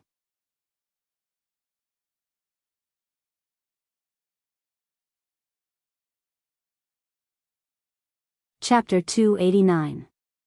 It seemed to be responding to Duque's shouts, but it also seemed to be acknowledging that Duque had truly laid the foundation of the ice circuit while continuously creating the stairs of ice. This cold world finally began to change. The white clouds that were rolling and surging under his feet seemed to have suddenly become violent. The movement that was like a gentle breeze and drizzle earlier became a turbulent wave. In the blink of an eye, the surface of the clouds bulged and formed a huge hill of water vapor. With a loud splash, the cloud layer that was supposed to be in a gaseous state suddenly turned into a liquid state in the blink of an eye. The clouds below turned into a sea that stretched to the horizon. Seeing that the sky had turned into the horizon, Duque was tongue-tied. Indeed, it was too stupid to focus on science or reason in the spiritual world. This huge lake that seemed to have as much water as the Lordaeron Mill Lake next to the Lordaeron capital seemed to have gathered together in just 3 seconds. A pair of incomparably huge arms made of pure lake water stretched out from the huge hill of water. Then, an eye that was even bigger than a carriage lit up on the huge hill of water. It was a water elemental that was even bigger than a titan. As the saying went, gentle as water. Sorry, this thing's temper did not seem to have the so-called gentleness of water at all. Instead, it was even more irritable than the fire dragon. It did not even shout, "Go to hell." With a wave of its arm, it smashed its arm toward Duque like a flying axe. Due to the problem of vision, as long as the distance was far enough, even the largest thing would still be small. Visually, the water elemental giant was only the size of a palm. However, when the water arm that was bent at a right angle approached, Duque could clearly estimate the size of the water ball in a real sense. He immediately cursed in his heart. This was a huge water weapon that was more than 50 meters long on one side and shaped like a boomerang. Duque could not think of how to describe this thing, but he was extremely sure that even if this thing did not cause fatal damage to him in the first attack, it would kill him in the subsequent second attack. That's right. A drop of water was nothing to a human. But to an ant it was enough to drown the ant. Right now, Duque was that ant. As a water elemental creature, it would definitely drown Duque in its most proficient water manipulation skill. Perhaps some people would say, would Duque drown now that he was a spiritual entity? Duque didn't know, but Duque's intuition told him that once he was hit, he would be done for. Dodge? Was dodging useful? It was impossible to estimate how many water elements were born after the sea of clouds turned into water. In Duque's peripheral vision, there were water elementals in the shape of muscular men showing off their prowess on the surface of the water around him. It was as if God had filled the entire reservoir with water and poured it down on Duque's head. The impact of the giant water boomerang was even more frightening than the collapse of a mountain. At this moment, Duque flipped out. Do you think I'm a sick cat if I don't show my might? Duque didn't even know how many times the frost circuit in his body had spun. He only knew that it spun faster and faster. In the end, it became a shadow that the naked eye couldn't keep up with. Since this is the spiritual world. Since, Crown of Ice, wants to test me and show me how powerful you are. Since you, as a magic circuit, think that you can dominate such an awesome person like me, then show me your value. Duque seemed to be talking to himself, but also seemed to be putting pressure on Crown of Ice, through some sort of declaration. Extreme cold wave. Duque punched the stairs under his feet. Instantly, an unparalleled cold aura formed a fan shape and blasted toward the water boomerang. The moment before the collision, the boomerang folded into a piece and turned into a flat, crescent-shaped water blade. However, after the water blade and the extreme cold wave collided, there was an earth-shattering explosion. This was the collision of water and ice. Water did not have enough volume to destroy or devour everything like a raging wave. Instead, it was the cold aura that caused the water to change first. The huge water blade was broken by the ice chi, and the water that burst out didn't even have time to pour down to form a waterfall before it was frozen by the ice chi into sharp icicles and shot into the distance. It went straight for the water elemental giant that had thrown its arm out. The icicles pierced through the giant and nailed it to the ground. This should not be counted as nailing it to death. This was because the cold aura turned the entire giant into an ice sculpture that was as huge as a mountain. The corners of Duque's mouth curled up into a smile of understanding. Since this can be done, then, at this moment, the huge water elemental giants around him went crazy. They no longer attacked individually. Instead, they dipped their arms into the lake together. In just a few breaths' time, Duque suddenly realized that the water giants had joined forces to set off an apocalyptic tsunami that engulfed the entire world. This was an apocalyptic tsunami in the truest sense. From the surface of the lake all the way to the sky, the vast and invincible seawater occupied Duque's entire field of vision. If he was an ordinary mortal, he would not even be able to imagine how he would break through it. Perhaps the only outcome would be to wait for death. Let this tsunami of despair destroy Duque's spirit. But who was Duque? A transmigrator.